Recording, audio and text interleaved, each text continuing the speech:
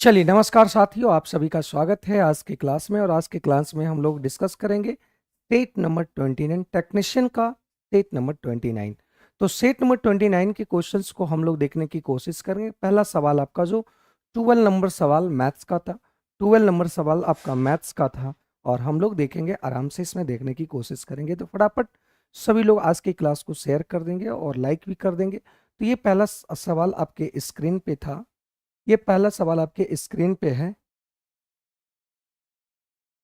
यहां पे बोला गया जमीन पर खड़ी एक महिला यहां पे जमीन पे खड़ी है, ठीक है। एक महिला जमीन पे यहां पे खड़ी है और एक आरंभिक गति में 36 मीटर लंबे टावर के ऊपर का उन्नयन कोण, मतलब यहां से ये जो देखा गया, ये 36 मीटर एक लंबा है ना खड़ी एक यहां पे है टावर है। और यहां से इस बिंदु से, बिंदु ए से इसका जो एंगल है वो उन्नयन कोण बनाया है वो 60 डिग्री। अब ये बोला कि ये इधर खिसकते गया और उससे दूर गया और दूर गया, यहाँ पे बी आया। तो यहाँ पे बोल रहा है कि इसका डिग्री जो बनाया है वो 30 डिग्री बनाया है, 30 डिग्री। तो यही वाला पूछ रहा है दूरी की कितना दूरी है ना। वो बोला कि आरंभिक स्थिति से कितने दूर चली गई। तो आरंभिक स्थिति ये है और यहाँ चल आई, तो इस दूरी को निकालना है कि ये दूरी कितना है, ठीक है। यही दूरी आपको फाइंड आउट करना है। तो एक बात समझिएगा, बहुत आसान है, बहुत आसान है कि ये अगर 60 होगा तो 60 डिग्री के सामने वाली भुजा आपका √3 होता है और इसके बेस वाला रेशियो क्या होता है, 1 होता है। आप जानते होंगे मेरे भाई, आप जानते होंगे कि ये अगर 60 है, अगर ये 60 डिग्री होता है तो इसके सामने वाला भुजा जो रेशियो होगा वो √3 होगा, ये 1 होगा।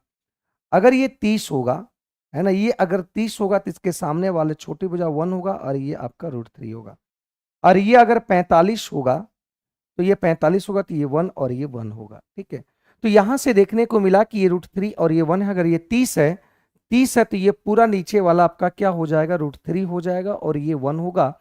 एक बात बताइए, ये 30 वाला कह रहा है कि ये भुजा आपका ये जो लेंथ है ये 1 है और 60 कह रहा है ये √3 है। तो ये दोनों को बराबर होने के लिए 1 को ही हमको √3 करना पड़ेगा। तो ये √3 किए तो ये आ गया कितना, 3। तो पूरा ओवरऑल 3 आया।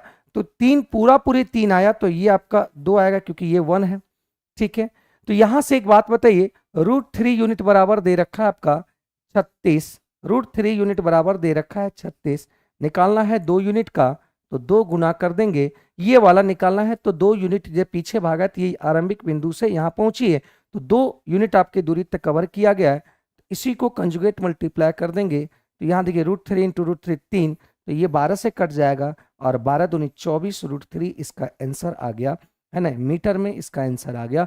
Option number c is the right answer. Option c इसका सही आंसर होगा, ठीक है। ऑप्शन सी इसका सही आंसर होगा। इस बात को आप देख लेंगे मेरे भाई, ऑप्शन नंबर सी, ठीक है। है ना, ये आरंभिक बिंदु पर ए पर थी और इससे वापस गया, इससे दूर गया बी के पास, बी से जब इसको देखा तो 30 डिग्री के कोण बनाया। तो आरंभिक बिंदु से कितनी दूरी चली गई, तो आरंभिक बिंदु से 2 यूनिट दूरी चली गई। तो 2 यूनिट का वैल्यू निकाले तो यहां पे आंसर देखने को मिला कितना, 24 √3 देखने को मिला।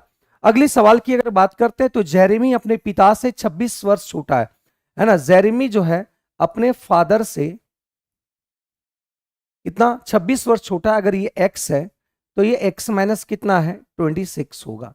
ये प्रेजेंट की बात किया गया। लेकिन आगे पढ़ो, आगे पढ़ने के बाद पता चला कि वर्तमान से 8 वर्ष बाद उसके पिता की उम्र उसके स्वयं की उम्र के दुगने से 2 वर्ष कम है। मतलब कह रहा है कि 8 वर्ष बाद, 8 वर्ष बाद, तो 8 वर्ष बाद की अगर बात करें तो ये x+8, और ये 8 साल की बात करें तो x-26, है ना। उम्र की दुगने से, स्वयं की उम्र के दुगने से, तो इसके दुगने से 2 कम है क्या, किसका, फादर के 8 साल के बाद का एज। तो यहां से आप क्या निकाल दोगे, x का मान निकाल दोगे। तो 2x, 26 दूनी 52 और 52 ये -52 और माइनस ये आ जाएगा आपका कितना, 54। तो ये इधर आ गया तो -x और माइनस उधर चल गया तो 8 प्लस कितना आ गया 54। तो यहां से x का मान आ गया कितना 62। x का मान आ गया कितना 62 आ गया। ठीक है, जब ये 62 आ गया तो यहां पूछ क्या रहा है जेरेमी की वर्तमान आयु। तो जेरेमी की वर्तमान आयु की अगर बात करें, है ना,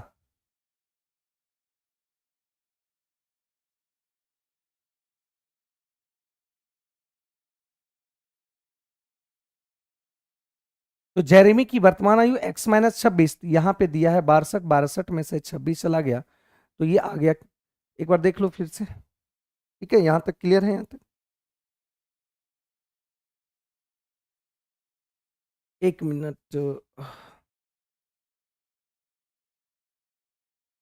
हम्म, हम्म, हम्म।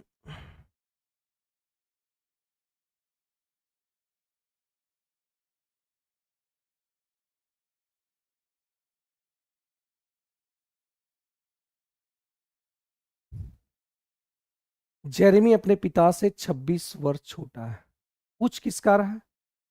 जेरेमी की वर्तमान आयु। रुक जा थोड़ा सा रुक जाना, एक मिनट एक मिनट। छोड़ो यहाँ पे। जेरेमी पूछ रहा है इसलिए जेरेमी को हम एक्स मान लिए, डायरेक्ट एक्स का ही मान निकल जाएगा। एंड फादर का अगर पूछता तो फादर को एक्स मानते। दी एक्स है तो ये एक्स प्लस कितना आ जाएगा 26, क्योंकि ये 26 साल छोटा है तो हम कहेंगे कि ये 26 साल बड़ा है। ठीक है, इसका 8 साल के बाद तो एक्स प्लस 26 और प्लस कितना 8 साल के बाद, और इसका 8 साल के बाद 8, इसके दुगने से 2 कम है। इसका जो 8 साल के बाद एज है, इसके 8 साल के बाद एज के दुगने से 2 कम है किसकी? पिता की एज। तो यहां से हम लोग क्या करेंगे, ये 2x आया और ये 16 आया और 16 आया और ये 2 है, यहां से x प्लस करेंगे तो ये आ गया कितना 34 आ गया। x इधर आएगा तो ये x हो गया और 16 में से 2 गया यहाँ पे 14, 14 तो जाके घटेगा तो ये आपका 20 आ गया। मतलब x का जो एज आया, x मतलब ये जो आया है ये किसका आया है? जेरेमी का। जेरेमी का वर्तमान एज आया है। जेरेमी की वर्तमान आयु इस कितना है 20 साल। कितना है भाई 20, इसका सही आंसर होगा 20, इसका सही आंसर होगा। ठीक है, 20। जेरेमी की वर्तमान आयु कितना होगा 20 साल होगा। तो आप देख लेंगे शिवांगनी कश्यप, आपने 8 रखा है, 18 लिया है, लेकिन देखो 18 नहीं होगा। कैलकुलेशंस भी सही है, आप देख लेंगे। ठीक है, कहाँ गलती किए हैं आप उस चीज को देख लेंगे। ठीक ना, इसको लास्ट में बताएंगे। आगे बढ़ते हैं। निम्नलिखित में से किस समीकरण के मूल वास्तविक नहीं है? मूल वास्तविक नहीं है, इसका कहने का मतलब मूल वास्तविक नहीं होना चाहते, नहीं होने के लिए बी स्क्वायर माइनस 4ac नहीं होने के लिए मतलब ये 0 से छोटा होना चाहिए। डिस्क्रिमिनेंट जो होना चाहिए वो 0 से छोटा होना चाहिए। तो देखते हैं भाई 0 से छोटा होने के लिए तो कौन सा ऑप्शन आपके मैच करेंगे, इस बात को देखेंगे, चेक करते हैं। इसमें अगर चेक करते हैं तो ये आ गया 4 चौक 16, ये 4 चौक 16 माइनस 4, यहाँ पे कुछ नहीं तो 1 है, 4 4 और a इंटू सी। तो करेंगे तो ये माइनस माइनस प्लस हो जाएगा तो ये आपका 0 से बड़ा हो जाएगा तो ये इसका नहीं होगा। ठीक है, इसका नहीं होगा। अगर इसको चेक करते हैं तो 14 का स्क्वायर करेंगे तो 196 और माइनस 4, ये 0 से क्या होना चाहिए छोटा होना चाहिए। अगर ये 0 से छोटा हो गया, अगर ये 0 से छोटा हो गया तो हम कह सकते हैं, हम कह सकते हैं कि ये जो संख्या होंगे, ये जो संख्या होंगे वो क्या होंगे। तो अगर यहाँ पे करते हैं 9 चक 36 गुना 6 करेंगे तो ये आपका आ गया 216 और ये 196। ये 0 से छोटा है कि नहीं है देख लो। तो ये माइनस में आएगा, ये वैल्यू माइनस में आएगा मतलब ये 0 से छोटा होगा। और जब ये 0 से छोटा होगा तो हम कहेंगे कि इसका मूल जो है, मूल जो है वास्तविक नहीं होगा, अर्थात क्या होगा काल्पनिक होगा। ठीक है, अर्थात क्या होगा काल्पनिक होगा। तो ऑप्शन नंबर क्या हुआ सी इज द राइट आंसर। आपको चेक करना पड़ेगा। ठीक है, क्या करना पड़ेगा चेक करना पड़ेगा कि 0 से छोटा होना होना चाहिए। तो वास्तविक मूल नहीं होना चाहिए। तो वास्तविक मूल नहीं होने के लिए बीच डिस्क्रिमिनेंट जो होना चाहिए वो 0 से क्या होना चाहिए छोटा होना चाहिए। ठीक है, छोटा होना चाहिए। अगली अगर बात करें तो यहाँ पे पूरे पे रेकरिंग, ये 8 और 2 पे रेकरिंग लगा हुआ है। तो हम जानते हैं कि 182 ये 182 है रेकरिंग, जिस पे नहीं है तो उसको घटा देते हैं, और जितने पे रेकरिंग है उतना 9, और जिस पे रेकरिंग नहीं है उतना 0 लिखते हैं। तो ये आ गया 181 और ये आ गया 990। Option number A, option number ए। ठीक है। यहां पे बारंबारता की अगर मैं बात करूं तो बारंबारता की अगर बात करें तो यहां पे एक बात करो, देखो यहां पे अगर सभी को जोड़ते हैं 4 7 7 4 11, ये टोटल आ गया, ये n है, ये टोटल संख्या आ गया कितना, 19 आ गया। टोटल संख्या 19 आया। अगर यहाँ पे हम इसको जोड़ते हैं, देखो यहाँ पे ये 4 था, तो 4 और 7 कितना हो गया, 11 हो गया, और 11 और 2 कितना हो गया, 11 2 13, और 13 और 6 कितना हो गया, ये 18।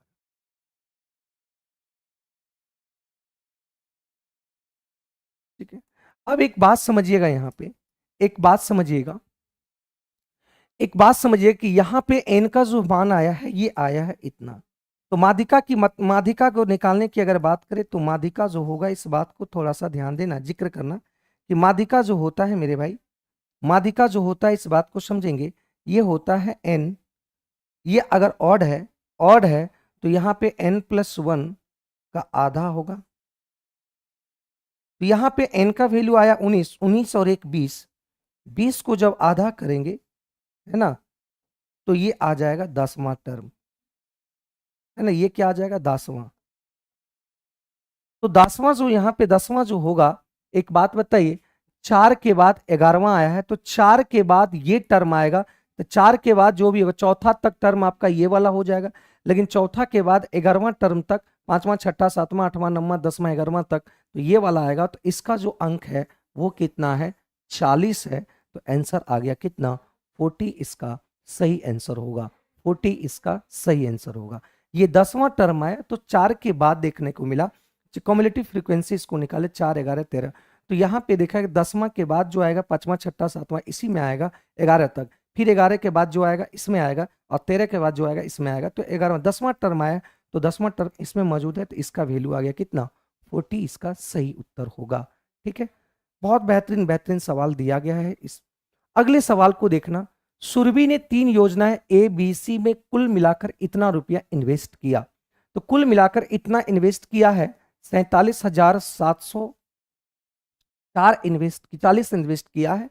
देखो यहां पे क्या बोला है कि ए का 10वां%, ए का 10वां% कितने सालों के लिए भाई, देखो एक मूलधन अपना लिया, ये मान लेते हैं ये पूरा मूलधन था ए ही, और 10% की दर से 3 सालों में, तो 10 या 30% ब्याज मिलेगा इसको ए पर। फिर अगर बी की योजना की बात करें तो बी पर कितना मिलेगा, तो 9 चौक 36% मिलेगा इसको ब्याज। फिर सी की अगर बात करते हैं तो सी को कितना मिलता है, 8 पंचे 40% मिलेगा मेरे भाई, और ये दोनों बराबर हो जाएगा। तो यहां से एक बात समझिए, कह रहा है कि यहाँ पे साधारण ब्याज समान राशि मिलता है, इससे भी इससे भी इससे भी साधारण ब्याज आपका समान मिलता है। तो यहां से अगर काटने को मिला तो यहाँ पे 15 और ये 18, और ये आपका हो जाएगा कितना, 20। ठीक है, 15 18 20, यहां से हम लोग ये कर लिए, कोई दिक्कत यहां तक।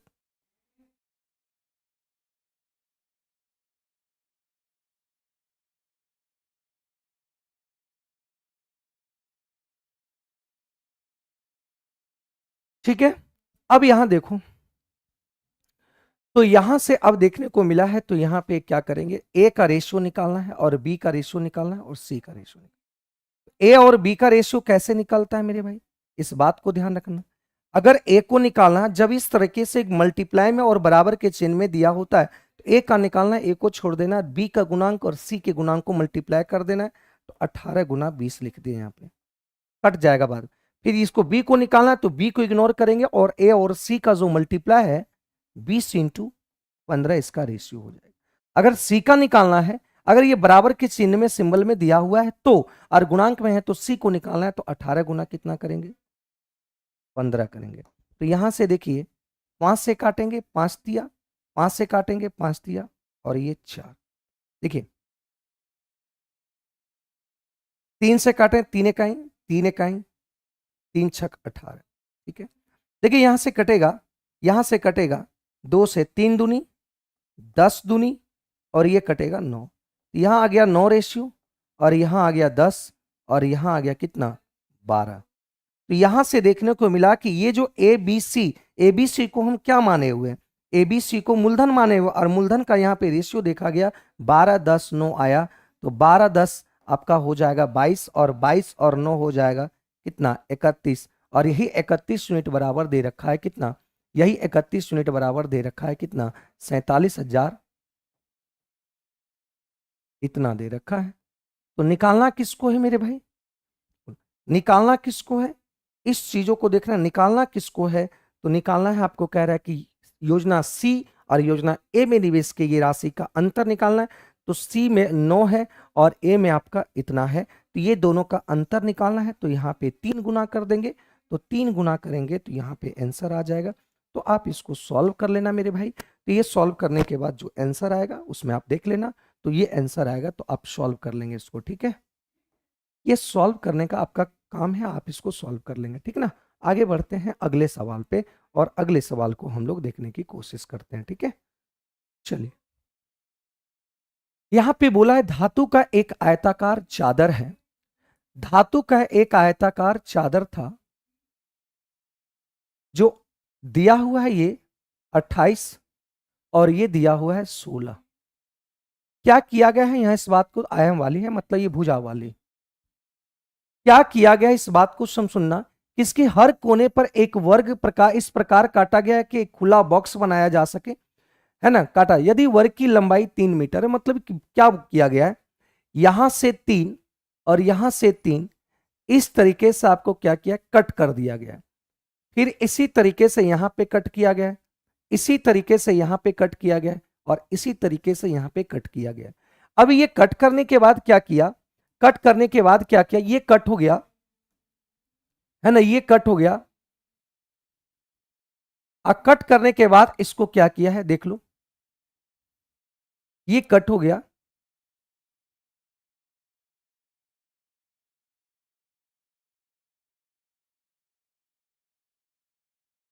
इसको कट करने के बाद ये आपका 3 था और ये भी 3 था, इसको कट करने के बाद फोल्ड किया गया, इसी को फोल्ड किया गया, इसी को फोल्ड किया गया, ठीक है। ये कट करने के बाद इसी को फोल्ड किया तो हाइट आपका कितना हो जाएगा, तो हाइट आपका 3 हो जाएगा, क्योंकि ये कट किया तो इसी को फोल्ड किया, इसी को फोल्ड किया, इसी को फोल्ड किया और एक बक्सा बना दिया। तो यहाँ पे बक्सा जो बनेगा ये आयताकार, ये घनवाकार बक्सा बनेगा, है ना, ये एक घनाभ बन जाएगा। तो इस घनाभ का आयतन निकालना है, तो घनाभ का वॉल्यूम अगर निकालना है तो वॉल्यूम होता है आप जानते होंगे L into b into h. तो L का मान 28 है, B का मान 16 है और इसका मान 3 है। तो यहां से आप आंसर निकाल दो मेरे भाई कि आंसर कितना आएगा, ठीक है। तो यहां से आप आंसर निकाल सकते हैं, ठीक है। हाइट आपका 3 आ जाएगा, ठीक है ना।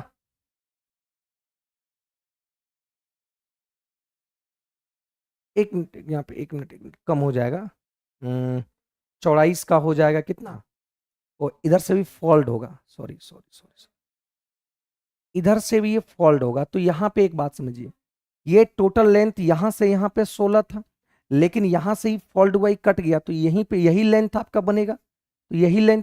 तो 16 में से 3, इधर भी 3 माइनस होगा, इधर भी 3 माइनस होगा, तो यहाँ पे आ जाएगा कितना, 16 में से 3 माइनस हो गया, मतलब ये कितना बच गया 16।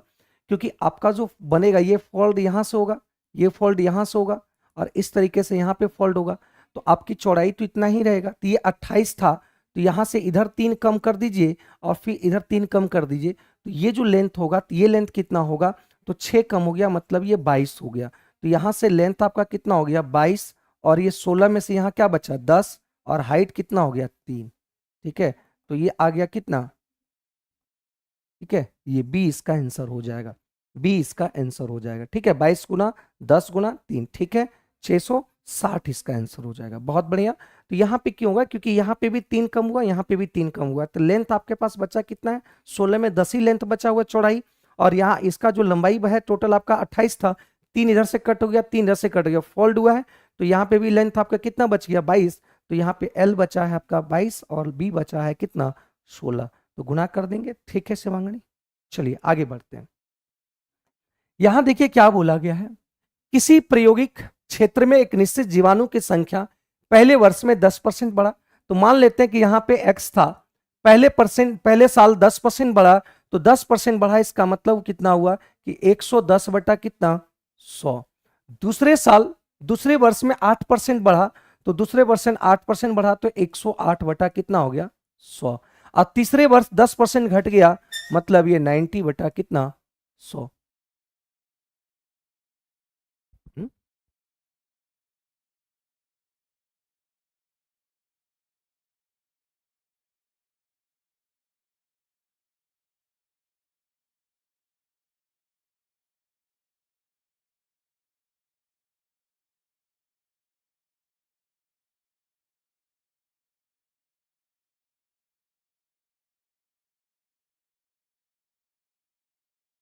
तो पहले साल बढ़ा, दूसरे साल भी बढ़ा, तीसरे साल घट गया, तो उस प्रयोग क्षेत्र में जीवाणु की संख्या अब इतना रह जाता है वर्तमान में, 21,384 रह जाता है। ठीक है, तो यहां से जीरो कट गया। ठीक है मेरे भाई, तो 0 से 0 कट गया। ठीक है, और ये कट गया आपका 198 में, और ये कट गया आपका 9 से, 9 दूनी 18, 9 दूनी 18, और ये कट गया आपका कितना 2 बार में। x का जो मान आएगा, x का मान आएगा 2 पर कितना 2020 कितना 40। आंसर आ गया, मतलब option number A, option number ए। ठीक है, ऑप्शन नंबर ए शिवांगी कश्यप का आ रहा है। ठीक है, बहुत बढ़िया। यहां बोला गया है दो संख्या x और y, दो संख्या x और y, दो संख्या x और y z का क्रमशः, z का, तो z का अगर 18%, ये 100 है, तो z का 18% कितना होगा 18, और 30% क्रमशः कहने का मतलब हुआ एक्स वाई, 30%, इसका 30% है, तो ये 30 हो गया। तो एक बात बताइए, तो संख्या y संख्या x की कितनी प्रतिशत है? कंपेरिजन किससे किया है? x से किया है, तो x 18, कौन कंपेरिजन हो रहा है? y कंपेरिजन हो रहा है, तो ये ऊपर, तो ये आंसर आ गया इस तरीके। ठीक है, तो ये लगभग आंसर आएगा, इसको काट दो, 6 पंचे 30, 6 तिया 18, तो 500 बटा 3%। तो लगभग यहां पूछ रहा है, देखिए निकटतम पूर्णांक मान शुद्ध पूछ रहा है, तो लगभग आपका आंसर आ जाएगा। इसका कटेगा 166.66% से कटेगा, लेकिन लगभग पूछा है तो ये आंसर आ जाएगा। ठीक है, तो चलिए आगे बढ़ते हैं अगले सवाल पे। इस सवाल को देखो, यहां पे बोला गया तीन साझेदार एबीसी है, इतना रुपया इसमें आपस में इस प्रकार बांटने को है, मतलब एबीसी में 22,000, 2,21,000, 2,21,000 को बांटना है एबीसी में। कर यदि एबीसी को प्राप्त धनराशि में से, है ना, 2,000, 3,000, 4,000 निकाल दिया जाता है, तो 2,000, 3,000, 4,000 कितना हुआ 9,000 हुआ। तो 9,000 जब निकाल लिया, तो इसमें बचा कितना मेरे भाई? तो बचा यहां पे देखने को मिला कि ये आपका बचा 2,12,000, मतलब ये आपका शेष बचा 2,12,000। अब इसी को डिस्ट्रीब्यूशन किया है मेरे भाई 11, 18, 24 में, किसमें? इसी को डिस्ट्रीब्यूशन किया, निकालने के बाद इसको डिस्ट्रीब्यूशन किया है, और डिस्ट्रीब्यूशन जब किया है तो इसको देखा गया कि इसका अनुपात इतना था डिस्ट्रीब्यूशन करने के बाद। तो यहां पे अगर इसको जोड़ने की अगर बात किया जाए, तो सभी को अगर जोड़ दिया जाए तो ये आ जाता है आपका 8 4 12 1 13, और ये 53, और यही 53 जो होंगे तो ये आपके इतना के यूनिट के बराबर होंगे। क्योंकि 53 जो है ये क्या है, इतना निकालने के बाद जो बचा उसी को धन को बांटा है, तो ये 53 यूनिट बराबर इतना आ जाएगा। निकालना किसको है? बी ने कितनी धनराशि प्राप्त किया है? तो बी ने आपका 18 धनराशि प्राप्त किया है। ठीक है, 18 धनराशि प्राप्त किया है। इस तरीके से आप 18 आया है, लेकिन बी का हिस्सा कितना निकाला गया था? तो बी का हिस्सा 3,000 निकाला गया था, 3,000 निकाल लिया तो बी का हिस्सा और भी तो होगा, तो ये 3,000 ऐड हो जाएगा, ये 3,000 ऐड हो जाएगा। तो यहां से आप सॉल्यूशंस करेंगे तो 53 से ये कट गया कितना बार में? 4 बार में। 4,000, 8 चौक 18 चौक 72, और 3,000 ये हो गया कितना 75,000 आ गया। आंसर आपका ए इसका सही आंसर होगा। 75,000 इज द राइट आंसर। संतोष 72,000 नहीं होगा, क्योंकि ये जो आपको दिया था, ये क्या क्या निकाल लिया था, ये हिस्सा बी का ही था, बी में से 3,000 निकाल लिया था, तो इसका मूल जो पैसा होगा वो धनराशि कितना होना चाहिए, तो 75,000, ये 3,000 ऐड हो जाएगा। अगर ए का पूछता तो 11 गुना करते, लेकिन इसके साथ कितना जोड़ते, तो 2,000 जोड़ते, तो ये आंसर आ जाता मेरे भाई, ये आंसर आ जाता। ये सिंपल सी बात है कि कक्षा में 2 बैच ए और बी है। बैच ए में दो बैच है, बैच ए और बी में। तो ए में आपका 44 छात्र है, तो 44 छात्र है, और बी में कितना 56 छात्र है। तो यदि बैच ए का औसत है किलोग्राम 43 प्लस, और बी की औसत भार देखा गया कितना है 39। अगर जब यहां पे एवरेज निकालना है तो संख्या 44 और ये 100 आ गया, ठीक है। संख्या 44 और कितना आ गया, इतना आ गया, ठीक है मेरे भाई।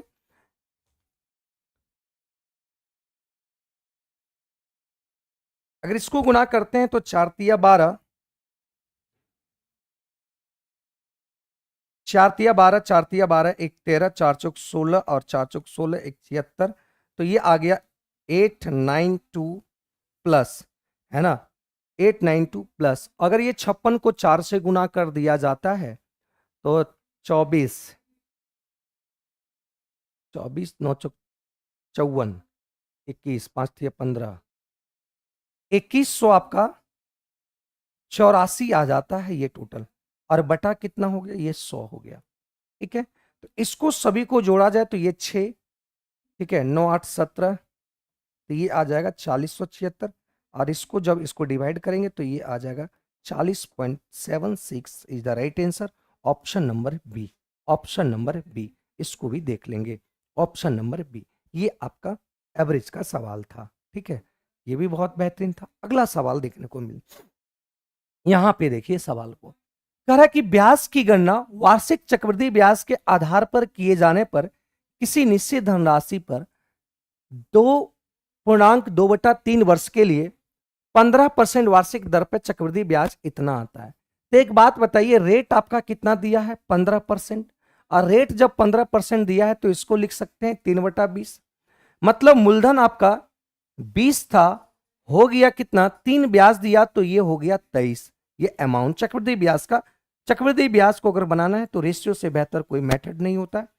तो ये 20 है, तो ये हो गया कितना 23। 2 साल तो पूरा पूरी था, लेकिन एक बात बताओ, अगर ये 3 साल होता तो हम 20 23 और लिखते, लेकिन ये 2/3 साल है, मतलब 1 वर्ष की अगर बात करें तो 1 वर्ष में रेट आपका 15 है, तो 2/3 वर्ष में कितना रेट हो जाएगा, इसकी अगर इसको निकाल लेते हैं तो ये आ गया 2/3, गुना कर देंगे तो ये आ गया 5, मतलब ये आ गया 10%। 10% कहने का मतलब 1/10, मतलब ये 2/3 साल में 2/3 जो साल है ये पूरा पूरी होता तो 20-23 हो जाता, लेकिन ये पूरा पूरी नहीं है, मतलब 2/3 साल की अगर बात किया गया है, मतलब ये आपका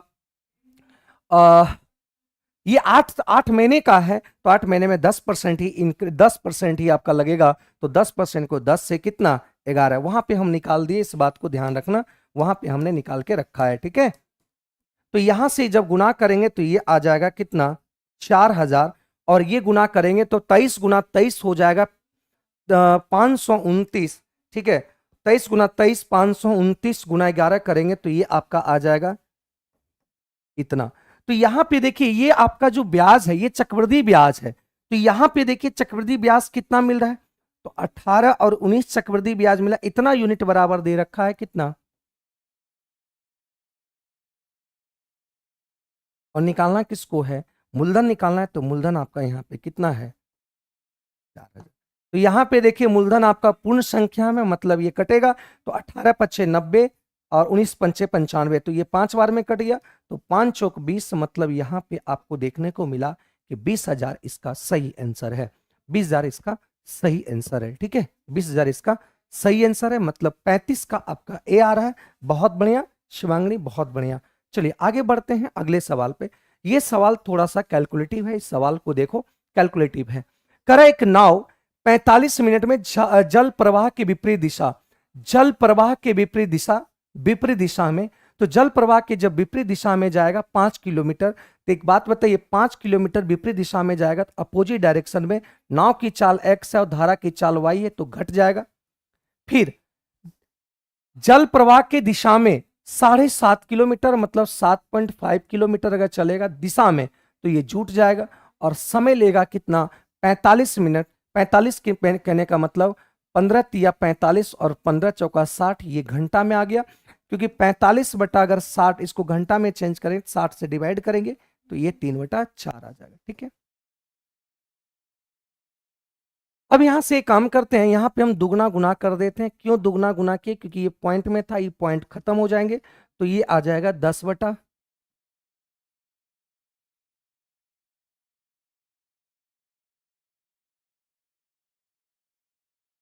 छोड़िए नहीं गुना करेंगे,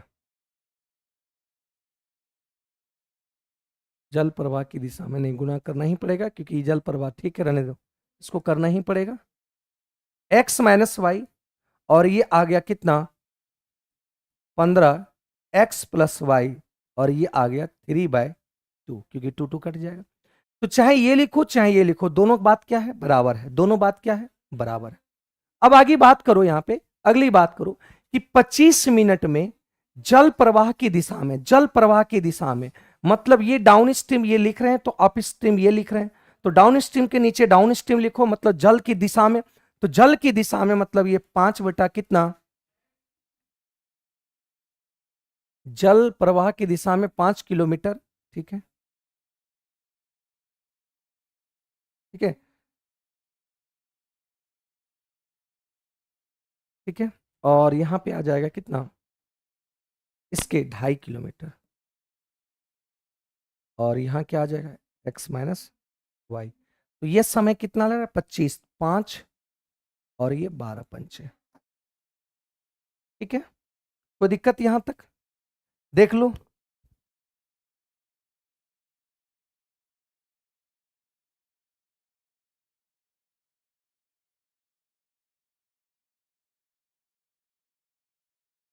ठीक है।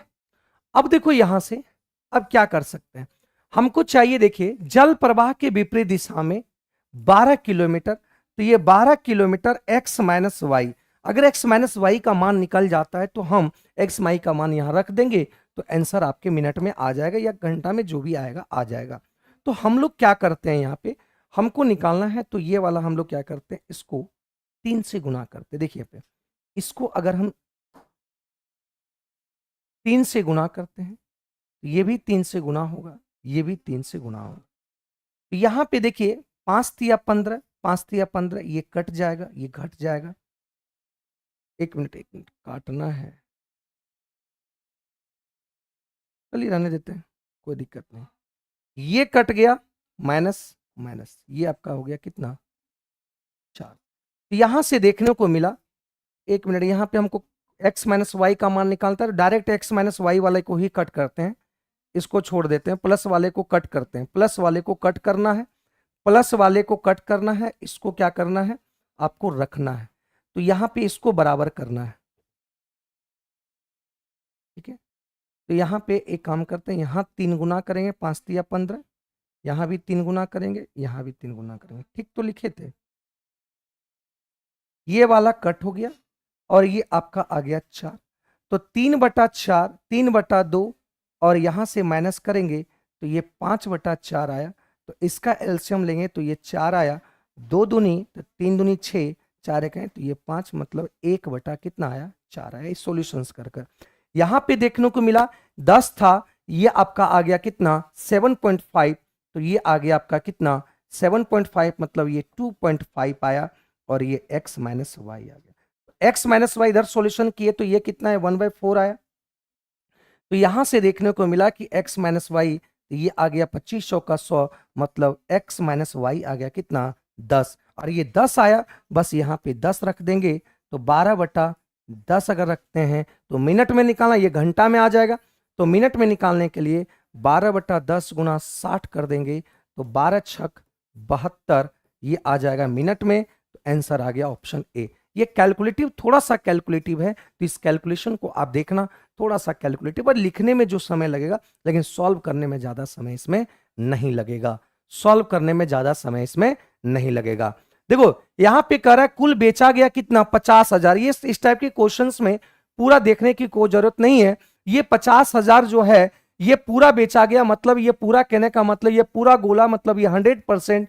तो ये 100% यूनिट बराबर इतना। तो निकालना किसको है, देखो अनार और बेर, अनार और बेरी। तो अनार कहां पे है, अनार इतना परसेंट है तो 21.07%, और बेरी कितना है 8.11%। तो इसको घटा देंगे तो ये 6, और यहां से घटाएंगे तो ये 9, और ये आपका आ गया कितना 10, 2 और ये 22। मतलब आपको निकालना है 22.96% का वैल्यू निकालना है। तो ये आपका कट गया, और ये 12 पंचे 60, तो 11।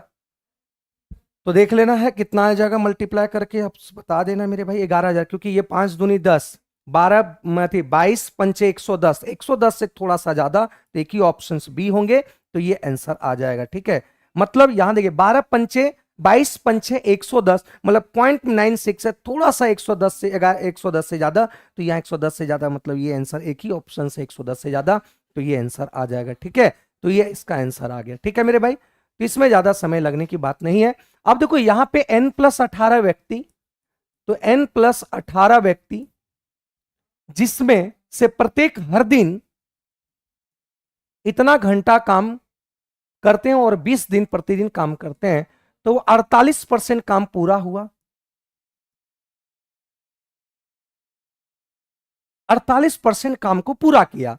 लेकिन फिर बोला कि अब यहां पे व्यक्ति क्या हुआ, n+12, यदि उनमें प्रत्येक हर दिन 6.5 काम करके 30 दिनों में 30 दिनों में ये, तो ये 48% काम किया, तो जो बचा हुआ काम है ये करेगा, तो शेष काम, क्योंकि यहां देखो क्या बोला गया है, शेष कार्य को, तो शेष कार्य मतलब 100% मानते हैं, तो 100% मानते हैं, तो ये 56 हो गया। तो यहां से n का वैल्यू आप निकाल लो, तो पॉइंट हटेगा, तो ये भी पॉइंट हटेगा। ठीक है, 0 से 0 कट गया। ठीक है, तो ये आपका 25 तिया 75, 1 मिनट, 15 पचे 75, तो ये 13 पचे 3 से ये कटेगा, तो 3 से कटेगा ये कितने बार में, 5 बार में। ठीक है, तो यहां 5 और यहां 13।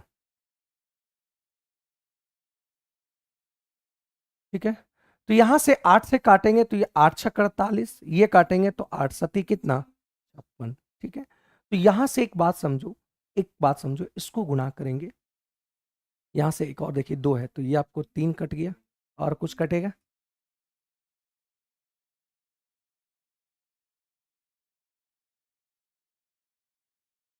तो यहां से कट गया जाता है। ठीक है, काटे ना, से देख लो फिर से, तो 7×5 = 35, ये 35n प्लस 18×35, ठीक है, बराबर हो जाएगा 13×3 = 39, 39n। ठीक है, 39n, तो 39 गुना यहां पे क्या करेंगे 12 आ गया, तो ये आपका ये इधर आएगा, तो माइनस आपका आ जाएगा कितना 4n, और ये आपका करेंगे 18×35 करेंगे, तो यहां पे देख लो गुना कर लो, तो यहां पे अगर उधर ले जाते हैं तो देख लो, पहले इसको गुना करो, 12 नंबर टोटल से 108, मतलब 108, 12×3 = 36, 36 और 10 हो जाएगा कितना 46, और ये उधर जाएगा 18×5 = 90, 9, 18×3 = 54, 54 और 9, तो ये 63 आ जाएगा। ठीक है, तो यहाँ पे 4n, 10 में से 8 गया 2, और यहाँ पे बचा है 12, 12 में से 6 गया, ये 6, 4 से तो कटेगा नहीं, कहीं पे कैलकुलेशंस मिस्टेक हुआ है क्या, बता दो।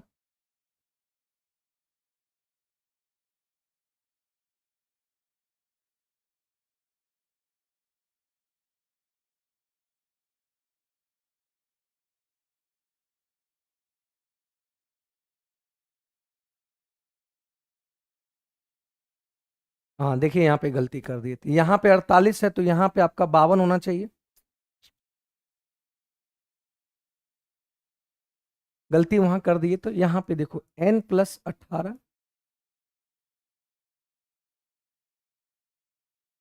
इतना, और ये आपका कितना है 20 दिन, तो ये 48% काम किया, इक्वल टू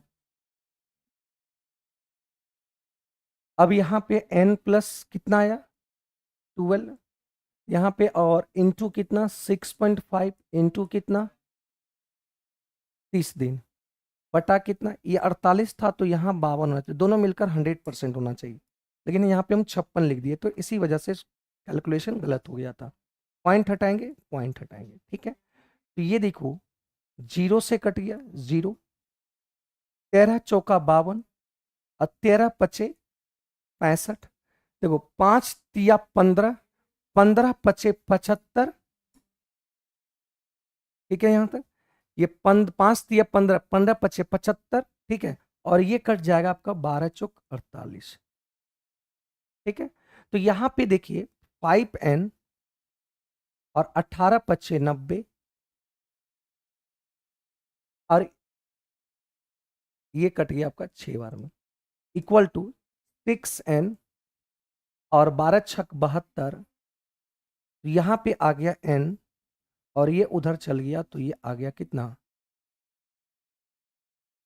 15, n बराबर आ गया कितना 15, n बराबर कितना आ गया 15 छक 72 18, n बराबर आ गया 18, ऑप्शन नंबर डी कैलकुलेटिव था, ऑप्शन नंबर डी इसका सही उत्तर आ गया, ऑप्शन नंबर डी, ठीक है, ऑप्शन नंबर डी इसका सही आंसर है। हम लोग क्या गलती किए थे, यहाँ 48 था तो यहाँ 56 लिख दिए, जो कि 100% नहीं होता, तो यहाँ पे दिक्कत आ गया था, तो यहाँ पे कैलकुलेशन गलत हो गया था, ठीक है।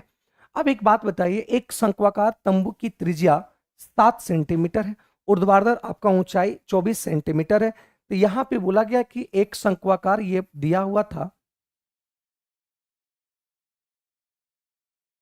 ये दिया था, इसकी हाइट बोला गया है, ये ऊंचाई आपका 24 है और हाइट आपका 7, त्रिज्या 7 है। तो यहां बोला गया है कि इसमें चावल के कितने बोरे खाली किया जा सकते हैं यदि प्रत्येक बोरे की चावल घेरा गया है कितना 2 मीटर क्यूब, चावल प्रत्येक चावल में जो चावल आटा हुआ है वो घेरता कितना है 2 मीटर क्यूब घेरता है। इसका मतलब क्या हुआ, इसका आयतन 1/3 22/7 आर क्यूब इंटू 24। अब यहां पे बोरा इस पे खाली करते गया करते गया तो इतना कितना बोरा खाली कर सकते हैं जो कि ये पूरे तंबू को क्या कर सके, कवर कर सके, पूरे तंबू इसको कवर कर सके। तो ये आपका उधर वॉल्यूम कितना है 2, एक बोरा खाली करेगा तो इतना मीटर को कवर करेगा, 2 मीटर क्यूब को कवर करेगा, तो इस तरह से कितना बोरा कवर करेगा, तो कितना बोरा खाली करेंगे तो n बोरा का कवर खाली करेंगे। तो यहां से 7 से 7 कट गया और ये कट गया 8 और ये कट गया आपका 4 बार में, ठीक है। 7 से 7 कट गया, 3 से 8 कट गया, ये काट दो 11 से, ठीक है। तो यहाँ पे 8 सती 56, तो ये आ गया इतना आंसर हो गया n, n बराबर कितना हो गया, तो इतना आंसर आ गया option number A, option number ए, ठीक है। क्लियर है यहां तक। यहां पे देखिए क्या कर सकते हैं, इसको दो भागों में तोड़ सकते हैं, यहां पे देखो दो भागों में तोड़ सकते हैं, एक तोड़ सकते हैं x Q plus 1/x Q और एक तोड़ सकते हैं x Q minus 1/x Q, ठीक है। तो यहां पे जो वैल्यू दिया हुआ है मेरे भाई, यहां पे वैल्यू दिया है x प्लस 1/x 2√2, तो यहां से एक्स क्यू का मान जो निकलेगा तो वो तो आप निकाल दोगे, क्या करोगे वैल्यू का क्यू करेंगे, क्यू आ गया, देखो यहाँ प्लस में और क्यू निकालना है तो वैल्यू का क्यू, और प्लस में तो यहाँ पे 3 गुना वैल्यू घटा देंगे, ठीक है। तो यहाँ पे आ जाएगा आपका 2 गुना 2 गुना 2 8, 8 दूनी 16, तो ये आ जाएगा 16√2 और ये आ जाएगा 6√2, मतलब ये 10√2। जब यहां से अगर बात करें यहाँ पे माइनस में निकालना है तो ये वैल्यू अगर निगेटिव निकालना है तो निगेटिव निकालना है तो ये भी वैल्यू आपका निगेटिव होना चाहिए, ये आपका निगेटिव होना चाहिए। तो एक बात याद रखना मेरे भाई, एक बात याद रखना कि अगर अगर x प्लस 1/x अगर k दिया है और माइनस में निकालना होता है तो के क्यू माइनस सॉरी माइनस निकालना है तो ये k का स्क्वायर और ये -4 करेंगे, ठीक है। अगर ये बात करना कि अगर ये यहाँ पे x minus 1/x equal to के दिया हुआ है, अगर प्लस में निकालना है इसको तो यहाँ पे क्या करेंगे k स्क्वायर प्लस 4 कर देंगे और रूट लगा देंगे, तो ये आ जाएगा। तो यहाँ पे भी हम लोग वही काम करेंगे, ये वैल्यू दिया हुआ है 2√2 का होल स्क्वायर और माइनस में निकालना है तो -4 और पूरे पर रूट निकाल देंगे। तो यहां पे आ जाएगा कितना, 2 दूनी 4, 4 और 4 दूनी 8, 2 4 हो जाएगा। तो 4 दूनी 8, 8 में से 4 गया तो ये आ गया x माइनस 1/x का वैल्यू कितना आ गया, x माइनस 1/x का वैल्यू कितना आ गया, 2 आ गया। ठीक है, जब 2 आया तो यहां से देखिए x minus 1/x x Q वाला निकाल लेते हैं माइनस वाला, तो 2 का क्यू इंटू 3 इंटू 2 करेंगे तो ये 8 में से, तो ये अभी आ गया 2। मतलब क्यू वाला का अगर वैल्यू निकालें तो ये आ गया इतना 10√2, और यहां पे क्यू वाला निकाले माइनस वाला में तो ये आ गया 2।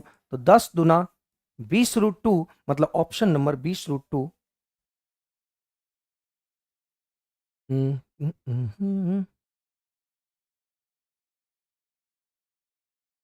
माइनस है तो ये प्लस हो जाएगा, सॉरी। तो 8 8 6 14, ये 14 हो जाएगा, ये 14 हो जाएगा।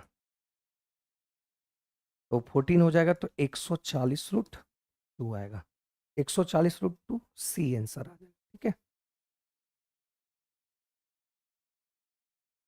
18 से अगर कटता है तो ये संख्या जब 18 से कटेगा तो 18 से कटने का मतलब ये संख्या आपका 9 और 2 और 9 से कटना चाहिए। तो 2 और 9 से कटने का मतलब ये होना चाहिए, तो ये तो x का जो वैल्यू होगा 2 से कटेगा मतलब इवन नंबर होगा। इवन नंबर कहने का मतलब या तो यहाँ पे 2, या तो 0, 4, 6, 8 रहेगा, यही रह सकता है। तो यहाँ पे 9 से पहले चेक कर लो, 9 से कटने का नियम को देखते हैं, अंकों का योग 9 से कट जाना चाहिए। तो देखिए कहां कहां से काट सकते हैं इसको, देखो 7 2 9 जोड़ के, 6 3 9 जोड़ के, 6 3 9 जोड़ दिए, 7 2 9 जोड़ दिए, और 8 और 8 ये आ गया 16, और 9 से कटने का मतलब यहाँ पे 2 प्लस होना चाहिए। इसका कहने का मतलब x का मान 2 होगा, मतलब x का मान 2 डिसाइड हो गया, मतलब option number c. Option number क्या आ गया, सी आ गया। ठीक है, यहां से देखिए थीटा बराबर 0 रख देंगे, तो थीटा बराबर जब 0 डिग्री रखेंगे तो यहाँ पे आ जाएगा साइन 0 बराबर 0, और ये कॉस 0 बराबर 1, ये 0 ये 1, तो 1 का स्क्वायर प्लस माइनस 1 का स्क्वायर, ये भी आंसर 2 होगा। तो option number A, option number A आ गया। ठीक है, यहां पे एक सर्कल है, दो सर्कल है, दो सर्कल है,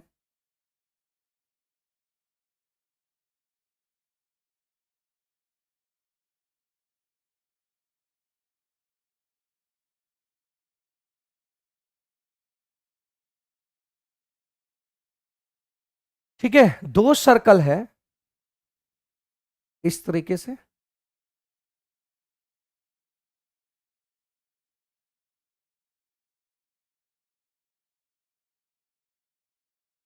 ठीक है।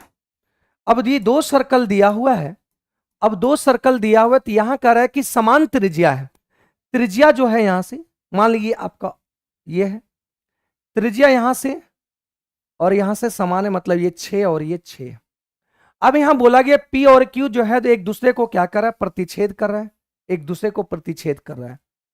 ठीक है, PQ10। एक बात समझिए, यहां सेंटर से जब इसकी जीवा पर खींचा जाएगा तो ये आपका लंब होता है, और दो बराबर भाग में बांटेंगे, जीवा को दो बराबर भाग में बांटेगा, ये 5 हो जाएगा, तो ये 5 हो जाएगा।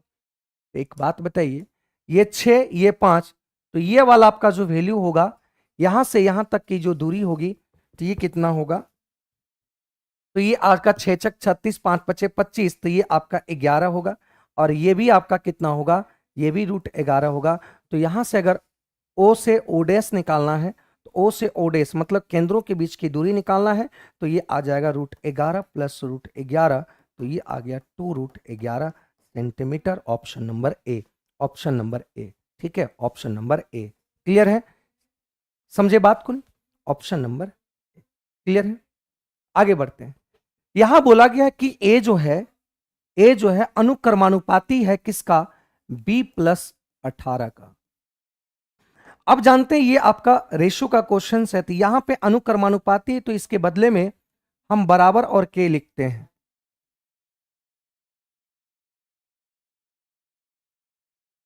और के की अगर बात करें तो ये आ जाएगा A B1+18, तो यहां पे A1 B1 ले सकते हैं, फिर A2 B2 ले सकते हैं। ठीक है, तो ये आप, क्योंकि यहाँ पे कांस्टेंट है, इस तरह से वैल्यू आपका बहुत सारे वैल्यू हो सकते हैं, ए बी प्लस बी, ए का वैल्यू 2 लेंगे तो इस तरह से बहुत सारे वैल्यू हो सकते हैं, और इसलिए कांस्टेंट जो के है, के बराबर हम 2 बार ले सकते हैं। तो यहाँ पे देखिए क्या कह रहा है, यहाँ पे बोल रहा है कि अगर बी 36 रखें, तो बी अगर 36 रखते हैं तो यहाँ पे बी 36 रखते हैं, 36 और 18 हो जाएगा कितना, 54। तो A1 का मान वहां क्या रखें, उसी टाइम ए का मान क्या रखेंगे, 108। फिर बोला गया है ए का मान ज्ञात करना है, तो A2 को बदले ए रख लेते हैं, बी जब कह रहा है 68 है, तो 68 और 18, 8 8 16, और यहां पे 6 1 7 1 8 6 1 7, ठीक है। तो ये कट जाएगा आपका 2 बार में, ए का मान आ जाएगा 8 दूनी 8 6 दूनी 12 और 8 दूनी 16, एक है ना। ऑप्शन नंबर क्या आ जाएगा, ए का मान ये आ जाएगा, ठीक है, देख लेना।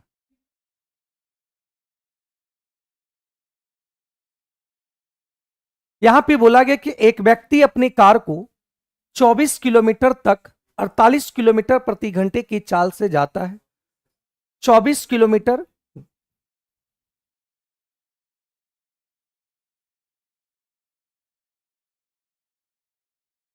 कह रहा है कि यहां पे 24 किलोमीटर गया और ये 48 किलोमीटर प्रति घंटे की रफ्तार से गया। फिर अगले बोला गया है कि अगला जो चला है वो 80 किलोमीटर चला है और समय लिया है कितना, 1.5 आवर। तो ये दूरी निकाल लो। तो ये दूरी तो हम जानते हैं कि ये दूरी आपका 24 है, तो ये दूरी निकाल लो। तो ये दूरी निकालेंगे तो यहां से क्या करेंगे, इसमें गुणा करेंगे, 15 गुना 8 12 120, ये 120 किलोमीटर हुआ। तो एवरेज स्पीड की अगर बात करें तो एवरेज स्पीड होता है टोटल टाइम और टोटल डिस्टेंस और ये टोटल टाइम।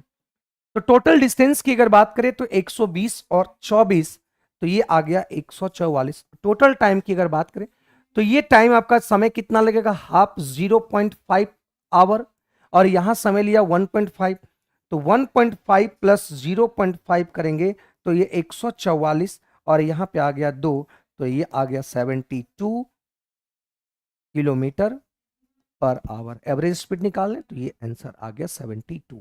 ठीक है शिवांगनी, ठीक है, आप लोग का आंसर आ गया है, बहुत बढ़िया, ठीक है ना। चलिए आपका नंबर सवाल है 71।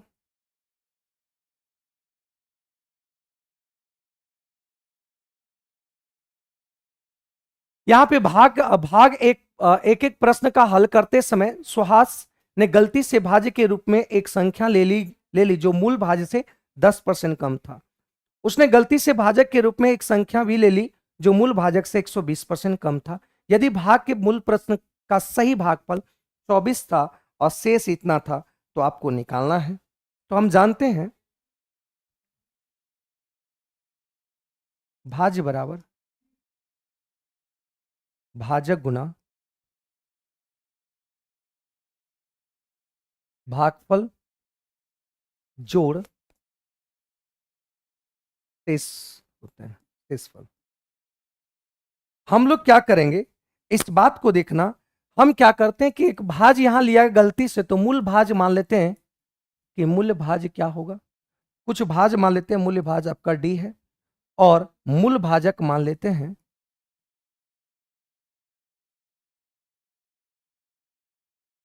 एक्स मान लिए, मूल भाजक एक्स मान लिए, ठीक है, मूल भाजक क्या मान लिए, एक्स मान लिए। अब यहां पे देखा गया, अगर यहां से देखने को मिला कि पहला अगर लेते हैं कि यहां पे बोला यदि भाग के मूल प्रश्न का सही भागफल 24 था, इसका कहने का मतलब क्या हुआ कि ये अगर डी है तो भाजक आपका कितना है, एक्स माने हैं, भागफल क्या बोला गया, 24 था, और शेषफल कितना बोला, 0, मतलब डी बराबर कितना हो जाएगा, 24x हो जाएगा। ये आपका सही वाला था, ये वाला टर्म जो बोला है सही वाला, मूल प्रश्न से सही भागफल, मूल जो था मूल वाले से आपका ये आ गया इतना। लेकिन गलती से क्या किया, तो गलती से क्या किया इस बात को देखना है मेरे भाई, गलती से ये किया क्या बताओ। तो यहां पे निकालना क्या है, भागफल कितना होगा। तो गलती से ये देखने को मिला कि अब क्या किया है कि डी को क्या किया, 10% कम कर दिया, इसको कम किया है, तो डी जो है वे 90% हो जाएगा डी। और यहां पे देखने को मिला कि x को क्या किया है, मतलब ये मूल भाजक को क्या किया, 20% कम कर दिया, मतलब x को कम कर दिया है कितना, 80%। ठीक है, 80% भाग को अगर कम कर दिया है तो यहां पे कुछ भागफल रहा होगा, तो उस भाग मान लेते हैं, यही भागफल ही मान लेते हैं, कुछ भागफल गुना रहा होगा। ठीक, और जीरो शेषफल आया होगा। चलिए देखते हैं, इसको सॉल्व करते हैं।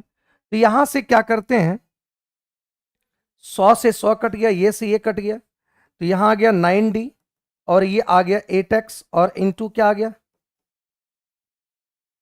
भागफल।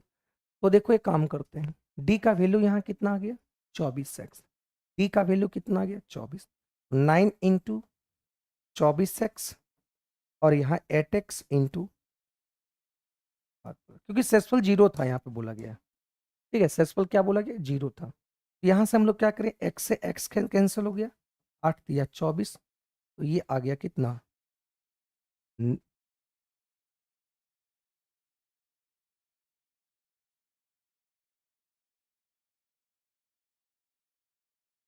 तो यहां पे आ गया कितना, 9 तिया 27। ठीक, तो ऑप्शन तो दिया है,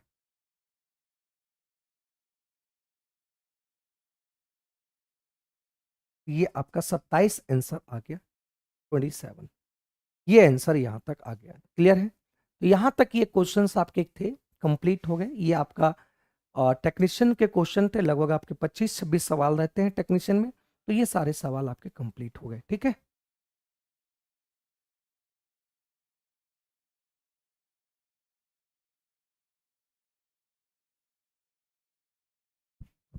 चलिए, थैंक यू।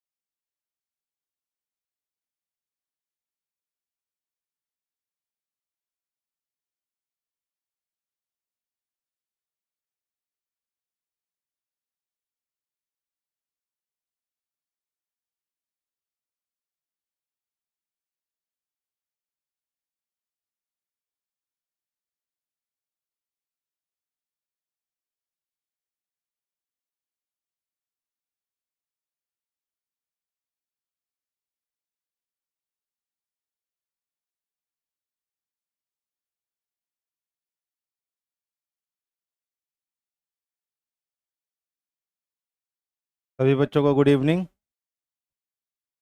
आ जाइए, हम लोग रीजनिंग के डिस्कशन को स्टार्ट कर रहे हैं।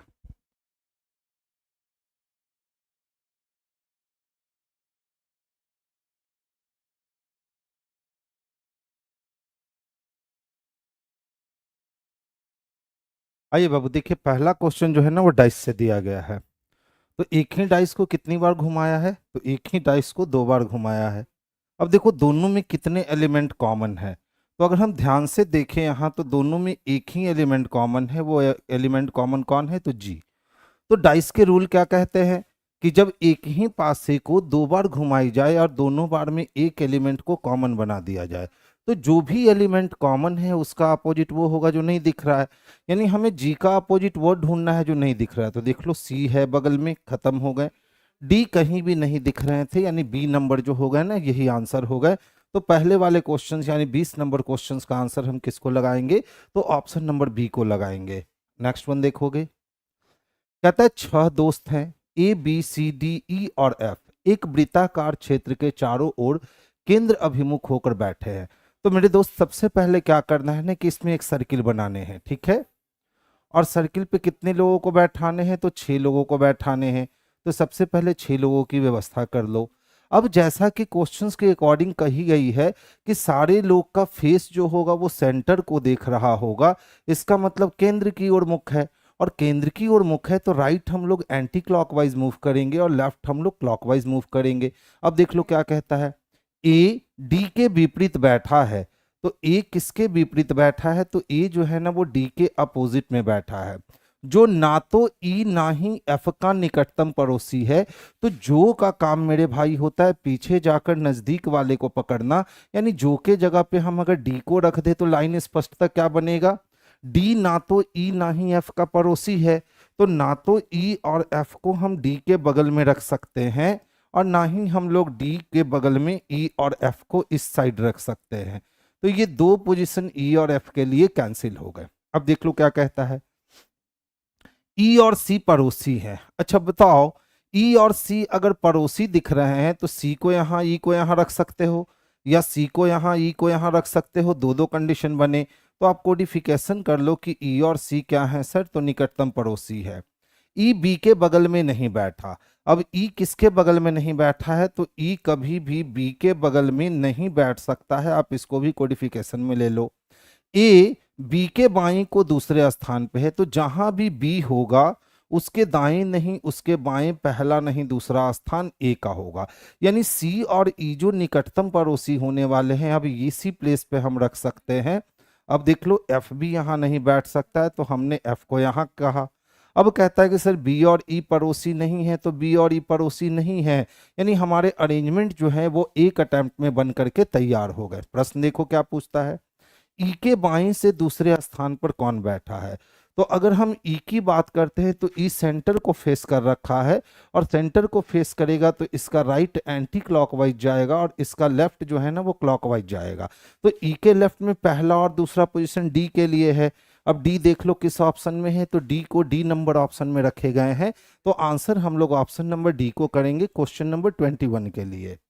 नेक्स्ट वन देखोगे, देखिए इनइक्वालिटी के प्रश्न है, और इनइक्वालिटी के प्रश्न में हम जानते हैं कि ग्रेटर ग्रेटर इक्वल और इक्वल रहने पे ग्रेटर स्ट्रांग, ग्रेटर और ग्रेटर इक्वल रहने पे ग्रेटर स्ट्रांग, ग्रेटर और इक्वल रहने पे ग्रेटर स्ट्रांग, ग्रेटर इक्वल और इक्वल रहने पे greater equal strong. Same condition lesser के साथ चलता है, यानी लेसर लेसर इक्वल इक्वल रहने पे लेसर स्ट्रांग, लेसर और लेसर इक्वल रहने पे लेसर स्ट्रांग, लेसर और इक्वल रहने पर लेसर स्ट्रांग, लेसर इक्वल और इक्वल रहने पर लेसर इक्वल स्ट्रांग।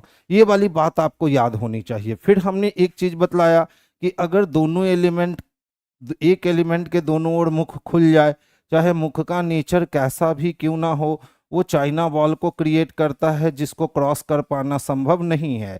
या किसी एलिमेंट के दोनों तरफ साइन का मुख अगर बंद हो जाता है तो हम इस वाले व्यवस्था को भी चाइना वॉल कहते हैं और इसको क्रॉस कर पाना संभव नहीं है। तो कभी भी बच्चों को इनइक्वालिटी बनाते समय इतनी बातों का मुख्य रूप से ध्यान देना होता है। अब ध्यान से देखो, टी का रिलेशन किसके साथ जोड़ना चाहता है? एन के साथ। तो टी से एन तक सफर तय करने के लिए हमें एम के ऊपर से गुजरना होगा और एम के दोनों साइड मुख जो है वो बंद है। तो हमने क्या बताया, जब एलिमेंट के दोनों साइड मुख बंद होगा तो हम उसको क्रॉस नहीं कर सकते हैं। तो टी एम तक तो आ सकता है लेकिन टी एम को क्रॉस करके एन तक नहीं जा सकता है, यानी पहला इक्वेशन हमारे लिए रॉन्ग हो गया। दूसरे इक्वेशन की बात करें, एम से किसको मिलवाना है, एल को। तो देख लो एम से एल तक आने के लिए लेसर लेसर इक्वल लेसर, और लेसर में लेसर सबसे स्ट्रांग साइन होगा, यानी एम को लेसर होना होगा एल से। एम ऑलरेडी लेसर है एल से, यानी दूसरे नंबर ऑप्शंस को हम सही मानेंगे। तो आंसर क्या लगाओगे, तो केवल ऑप्शन बी को लगाओगे, यही इसके लिए पर्याप्त और सुटेबल आंसर होंगे।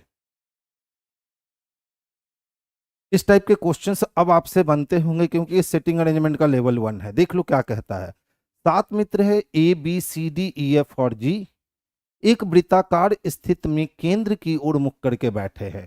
तो टोटल हमें ऐसी व्यवस्था करनी है जिसमें एक सर्किल हो, इस सर्किल पर 7 लोग बैठे हों।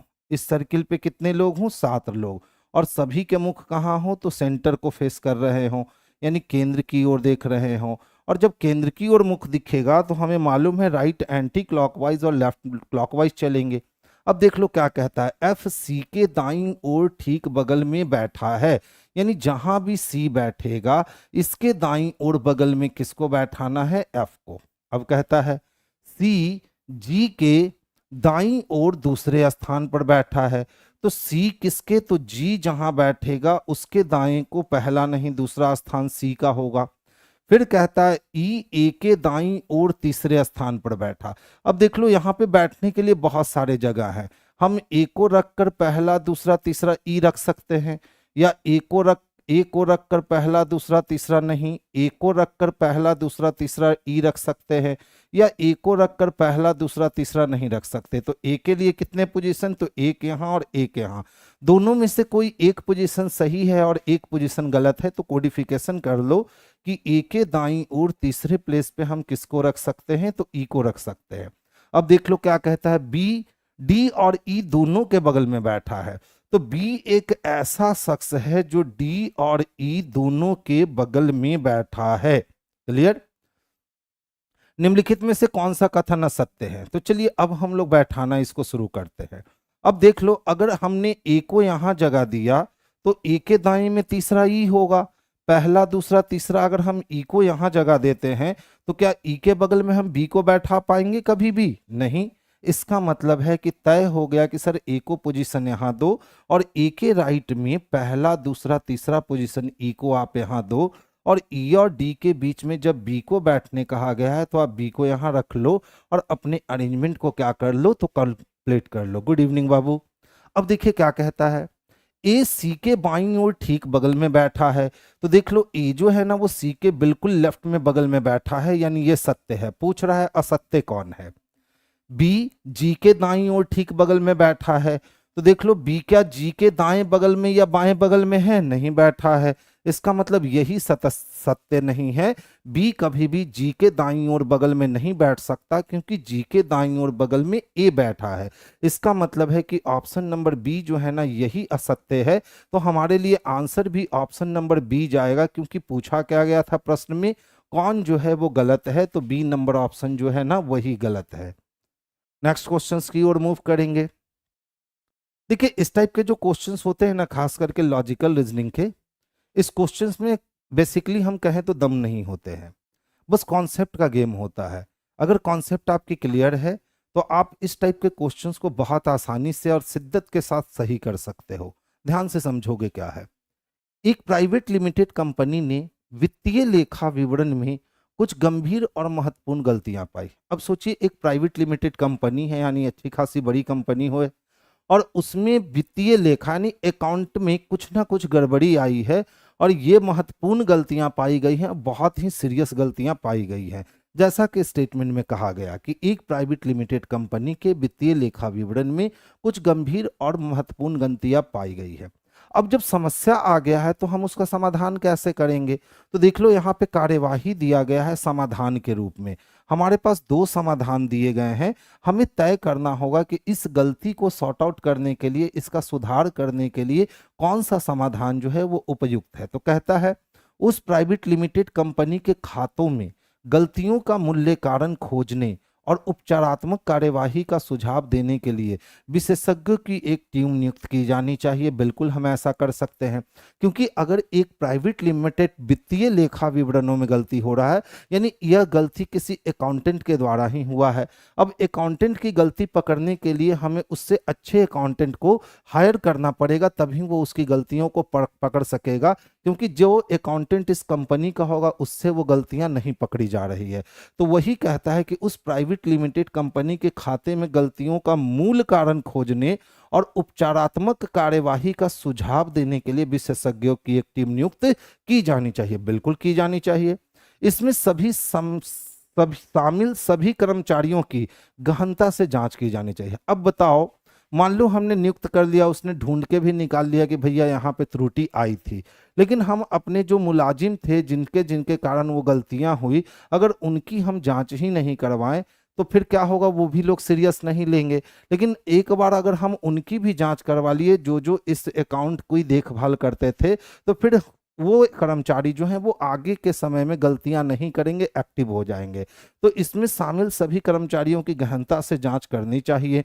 ये भी एक्शन पर्याप्त है, यानी हम एक और दो दोनों के दोनों एक्शन ले सकते हैं। अब देख लो ऐसा एक्शन किसमें दिया गया है, तो ऑप्शन नंबर डी में दिया गया है। तो इसके लिए परफेक्ट आंसर जो होगा मेरे भाई वो ऑप्शन नंबर डी होगा। नेक्स्ट वन चलते हैं। देख लो, कहता है सर 2 फरवरी 2007 को शुक्रवार था, तो 2 फरवरी 2008 को कौन सा वर्ष हो, कौन सा सप्ताह का दिन होगा। तो हमेशा याद रखोगे, यदि किसी साधारण वर्ष से, ऑर्डिनरी ईयर से सेम तिथि को अगर हम उसके अगले साल जाएं तो 1 दिन की या 2 दिन की बढ़त होगी। तो कब 1 दिन की होगी और कब 2 दिन की होगी। अगर हम साधारण वर्ष से लीप वर्ष में प्रवेश करते हैं और लीप वर्ष का 29 फरवरी काउंटेबल है, वो जुड़ जाएगा तो 2 दिन की बढ़त होगी, और नहीं जुड़ेगा तो 1 दिन की बढ़त होगी। ये बात याद रखना। अब देख लो, 2 फरवरी 2007 को शुक्रवार था और हम 2 फरवरी 2008 को पहुंच रहे हैं, तो 2008 ऑलरेडी लीप ईयर है, लेकिन हम लोग 2 फरवरी को ही रुक गए हैं, 29 फरवरी से अभी मुलाकात नहीं हुई है।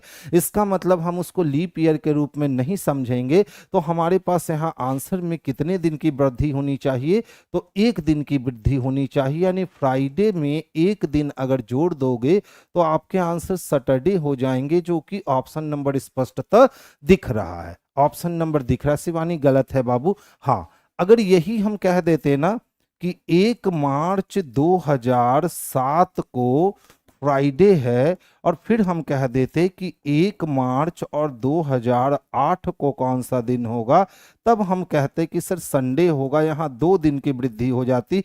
ऐसा इसलिए होता क्योंकि यहाँ 29 फरवरी 2008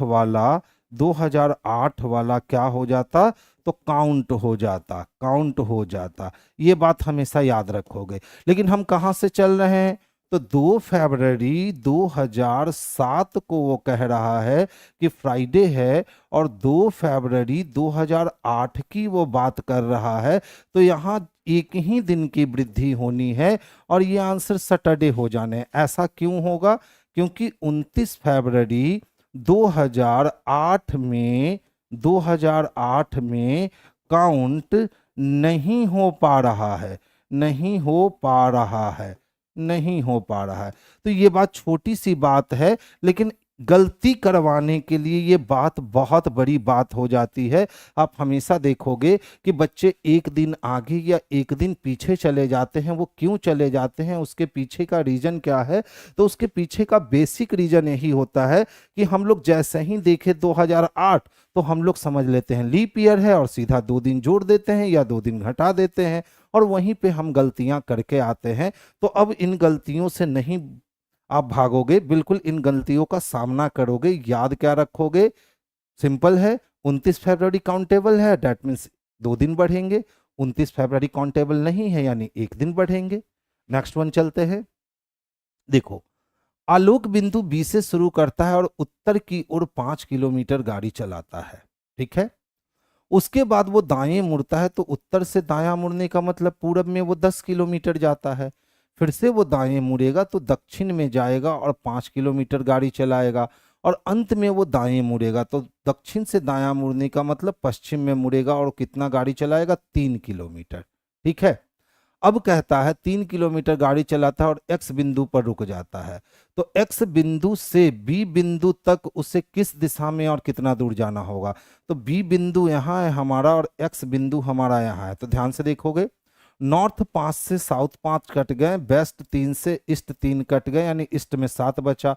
तो बी से एक्स बिंदु आने के लिए मुझे ईस्ट में 7 किलोमीटर जाने होंगे, लेकिन एक्स बिंदु से बी बिंदु जाने के लिए मुझे वेस्ट में कितने 7 किलोमीटर जाने होंगे। तो 7 किलोमीटर पश्चिम किस में दे रखा है, तो 7 किलोमीटर पश्चिम ए में दे रखा है। तो आंसर हमारा ऑप्शन नंबर ए जो है ना, यही सबसे बेस्ट और परफेक्ट आंसर है। ध्यान से देखोगे 3 ही वेन डायग्राम है, एक गायक के लिए है, एक नर्तक के लिए है और एक चित्रकार के लिए है। कहता है कितने व्यक्ति गायक होने के साथ साथ नर्तक भी हैं लेकिन चित्रकार नहीं है। यानी हमको सिर्फ गायक और नर्तक से मतलब है, हमको चित्रकार से मतलब नहीं है। तो देखो आपको स्पष्ट रूप से दिख रहे होंगे, मात्र ये 14 ऐसा है जो गायक और नर्तक दोनों है लेकिन चित्रकार नहीं है, और 14 किस में दे रखा है, तो ऑप्शन नंबर सी में दे रखा है। तो आंसर हम लोग ऑप्शन नंबर सी को करने वाले हैं। इजी टाइप के क्वेश्चंस होते हैं ये। अब देखो फिर से आर्ग्यूमेंट की बात करी जा रही है, तो हमेशा याद रखोगे statement and argument logical reasoning का एक महत्वपूर्ण हिस्सा होता है। खास करके इसमें क्या होता है कि आपको रीजन प्रस्तुत करने होते हैं, ठीक है।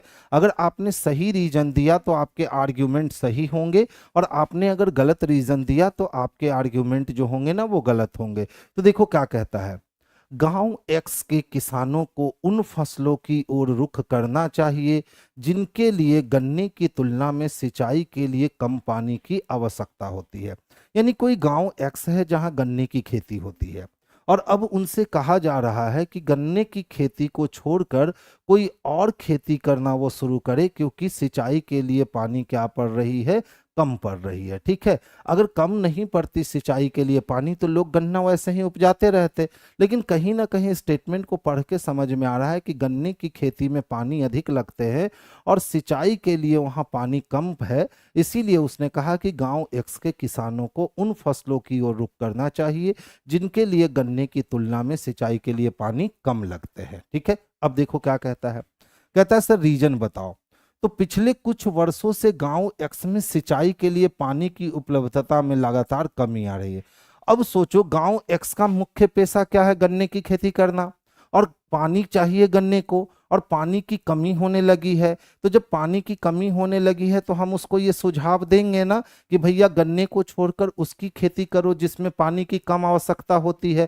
तो ये सुझाव हम क्यों देंगे, उसके पीछे का रीजन क्या है, तो उसके पीछे का रीजन ये है कि पिछले कुछ वर्षों में गांव एक्स में सिंचाई के लिए पानी की उपलब्धता में लगातार कमी आ रही है, ठीक है। फिर देखिए क्या कहता है, गांव एक्स में किसानों की आय का मुख्य सोर्स पास के चीनी मिलों की गन्ने की फसल की बिक्री है। तो ये तो रीजन नहीं ना हो सकता है। अब बताओ गांव एक्स के किसानों के कमाई का मुख्य सोर्स है कि भैया बगल में आपके गन्ने की फैक्ट्री है, आपके ये चीनी की फैक्ट्री है, तो आप गन्ना उपजाते हो और वहां बेच करके अपना जीवन यापन करते हो, ये रीजन है। तो फिर हम इस रीजन के कारण उनको नहीं कह सकते हैं कि गन्ने की खेती को छोड़ दीजिए और कोई और काम कीजिए। तो ये दूसरा नंबर रीजन नहीं हो सकता है। यानी केवल एक नंबर रीजन सही है लेकिन 2 नंबर रीजन गलत है। तो ए नंबर ऑप्शन गलत हो गए। 2 कथन का समर्थन नहीं करता है जबकि 1 कथन का समर्थन करता है, तो इसके लिए परफेक्ट आंसर जो हो गए ना ये बी हो गए।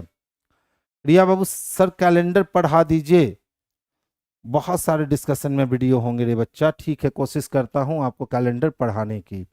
देखिए क्या कहता, आमिर, आमिर, विनीत, चंद्र, चंद्रा, दिनेश, इंद्रेश, फारूक, गुरमीत और हरिओम एक वर्गाकार मेज के केंद्र की ओर मुख करके बैठे हैं। उनमें से 4 मेज के कोने पर जबकि अन्य 4 भुजाओं के मध्य में बैठे हैं। यानी हम कह सकते हैं कि सर 8 लोगों की आपको व्यवस्था करनी है और 8 लोगों को इस तरह से आपको बैठाने हैं कि 4 लोग को आप लाइन की भुजा के मध्य में रखो और 4 लोग को कॉर्नर में रखो, लेकिन सारे लोग का जो फेस होगा ना सर, वो केंद्र की ओर होगा। इसका मतलब है कि राइट एंटी क्लॉक मूव करने वाला है और लेफ्ट यहां क्लॉकवाइज मूव करने वाला है। अब देखिए क्या कहता है। इंद्रेश गुरमीत के बाईं ओर तीसरे स्थान पर बैठा है। यानी अगर हम यहाँ कहीं गुरमीत को रखते हैं तो फिर वो बाईं ओर इंद्रेश बैठेगा।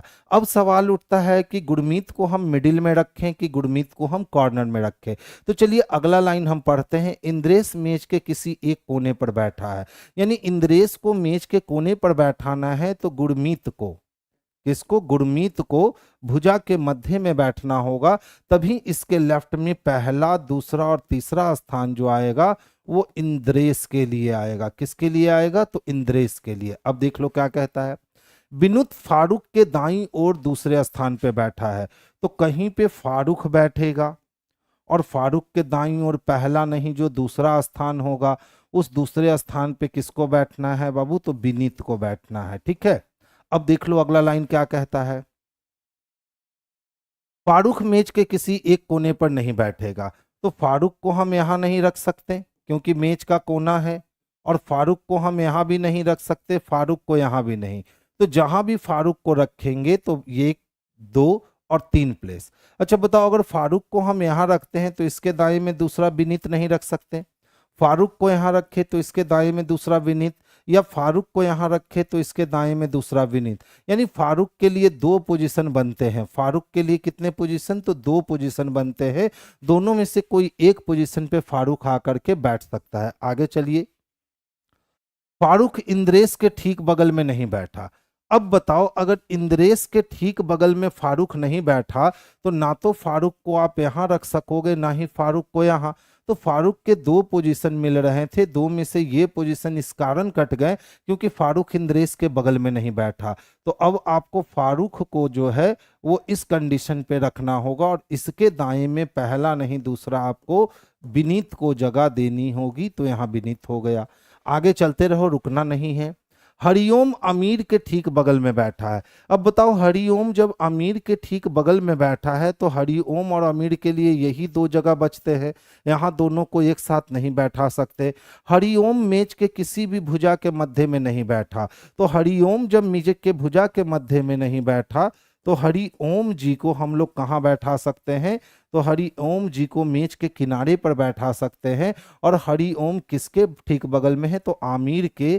तो यहाँ किसको बैठा सकते हैं? तो आमिर को। अभी भी 2 घर बचे हुए हैं, आगे चल दो। हरिओम और चंद्रा के बीच केवल 3 व्यक्ति हैं। तो हरिओम और चंद्रा के बीच 1 2 3 व्यक्ति, यानी चंद्रा को हमें यहाँ जगह देना होगा। अब कहता है दिनेश के बाईं ओर। तो इकलौता दिनेश जो बचा उस दिनेश को आप यहाँ रख लोगे और आपके अरेंजमेंट जो है ना वो पूरे हो जाएंगे।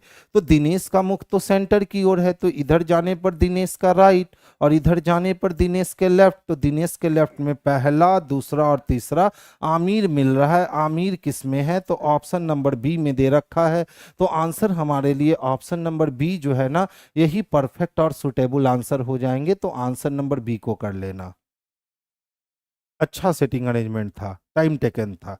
अच्छा देख लो क्या कहता है। कोडिंग डिकोडिंग है। यदि पहले और अंतिम अंक विषम है तो पहला अंक भी ऑड है और अंतिम अंक भी ऑड है, तो दोनों को एल के रूप में कोडबद्ध कर दो। यानी फर्स्ट और लास्ट एल चाहिए। तो ये वाली ऑप्शन कैंसिल हो गई, ये वाली ऑप्शन कैंसिल हो गई। अब ध्यान से देखो दूसरा क्या कहता है। यदि पहले और अंतिम सम संख्या है तो सम संख्या तो नहीं है, तो कट गया। अब दोनों में कॉमन क्या है? तो एल एच जे तक देख लो कॉमन है, सिर्फ के में और डी में डिफरेंट है। यानी पीछे से लास्ट से दूसरा, तो लास्ट से दूसरा 8 है और 8 के लिए हम लोग डी को यूज करने वाले हैं। यानी एल से पहले लास्ट में डी चाहिए, यहाँ के है। बी नंबर ऑप्शन कैंसिल हो गए और ए नंबर ऑप्शन पर्याप्त रूप से हमारे लिए आंसर हो गए। बिल्कुल सही है। देखो, एक कूट भाषा में फील एट होम को 4 to 4 लिखते हैं। ठीक है, और चेक द लॉन्ड्री को 537, बहुत ईजी है। फील 4 लेटर का मिलकर बना, इसके लिए आपने 4 लिखा। होम भी 4 लेटर का मिलकर बना, आपने 4 लिखा। एट मात्र 2 ही लेटर के मिलकर बने हैं तो आपने 2 लिखा। इसी तरह से अगर चेक की बात करें तो 5 लेटर का है, द की बात करें तो 3 लेटर का है, और लॉन्ड्री की बात करें तो 7 लेटर का है। अब कहता है द कीट इज फ्लाइंग को कैसे लिखोगे, तो द में 3 लेटर यूज किए गए हैं, काइट में 4 लेटर यूज किए गए हैं, इज में 2 लेटर और फ्लाइंग में टोटल 2 4 2 6 लेटर यूज किए गए हैं, यानी 34 26 चाहिए, जो स्पष्टता ऑप्शन नंबर बी में देखने को मिल रहा है। तो आंसर हमारे लिए ऑप्शन नंबर बी जो है यही बेस्ट और परफेक्ट आंसर है।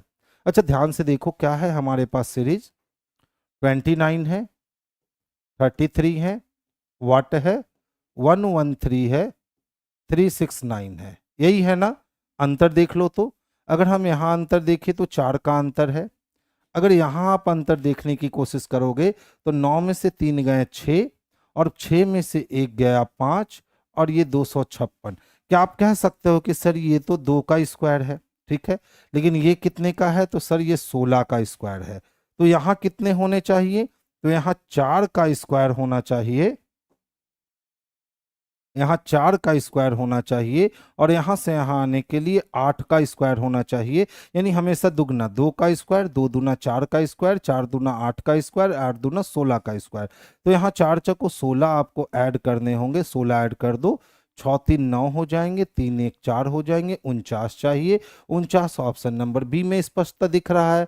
तो आंसर हमारे लिए ऑप्शन नंबर बी जो है यही इसके लिए बेस्ट और परफेक्ट आंसर है। नेक्स्ट वन देखोगे। अच्छा देखिए ध्यान से समझिएगा, इंग्लिश डिक्शनरी तो हम लोग देखते हैं ना, अल्फाबेट के ऑर्डर में हम लोग इंग्लिश डिक्शनरी को रोटेट करते हैं। तो सबसे पहले जो कॉमन है ना आप उसको निकालो, के आई एन, के आई एन, के आई एन, के आई एन और के आई एन 3 लेटर कॉमन है। अब सबसे पहले जी की बारी आएगी, तो जी वाले का चयन करना है, यानी एस वाले को लास्ट में देखना है। तो 4 नंबर लास्ट में चाहिए, तो 4 नंबर सारे में लास्ट में है, छोड़ दो। आगे चलो जी को पकड़ते हैं। तो देखो जी कॉमन है, तो जी से अब कोई मतलब मत रखो क्योंकि ये कॉमन है। तो देखो सबसे पहले डी आएगा, यानी सबसे पहले हमारी मुलाकात 3 नंबर से होगी। डी के बाद एल ई आएगा, फिर एल वाई आएगा, तो 3 के बाद 1 मिलेंगे, और 1 के बाद हमें 5 मिलेंगे, और उसके बाद जी के बाद एस की बारी आएगी, तो जी के बाद एस की बारी यानी 2। तो 3 1 5 2 4 चाहिए, 3 1 2 नहीं, नहीं, 3 1 5 2 4 ऑप्शन नंबर बी में स्पष्टता दे रखा है। तो आंसर हमारे लिए ऑप्शन नंबर बी जो है यही इसके लिए सबसे परफेक्ट और उचित आंसर होंगे। देखिए आईटी डिप्लोमा बीटेक के लिए बच्चों को सुनहरा मौका दिया गया है। आरआरबीएलपी लोको पायलट सीबीटी 1 की कंप्लीट लाइव बैच मात्र आपको 299 रुपये में उपलब्ध करवाई गई है। अनलिमिटेड टाइम आप वॉच कर सकते हो। अपडेट स्टडी मटेरियल इस बैच के साथ प्रोवाइड किए जाएंगे, और आपका सिलेक्शन हमारी जिम्मेवारी है, इस बैच में तय है। ये टारगेट बैच है जो आपकी 26 जून से ऑलरेडी स्टार्ट हो चुकी है। तो कुछ क्लासेस आपको लाइव मिलने वाले हैं और कुछ क्लासेस आपको रिकॉर्डेड मोड में मिलने वाले हैं। तो अभी तक जिन बच्चों ने इसमें काम नहीं किया है आप बिल्कुल कर लो, रिवीजन के लिए ये परफेक्ट बैच है।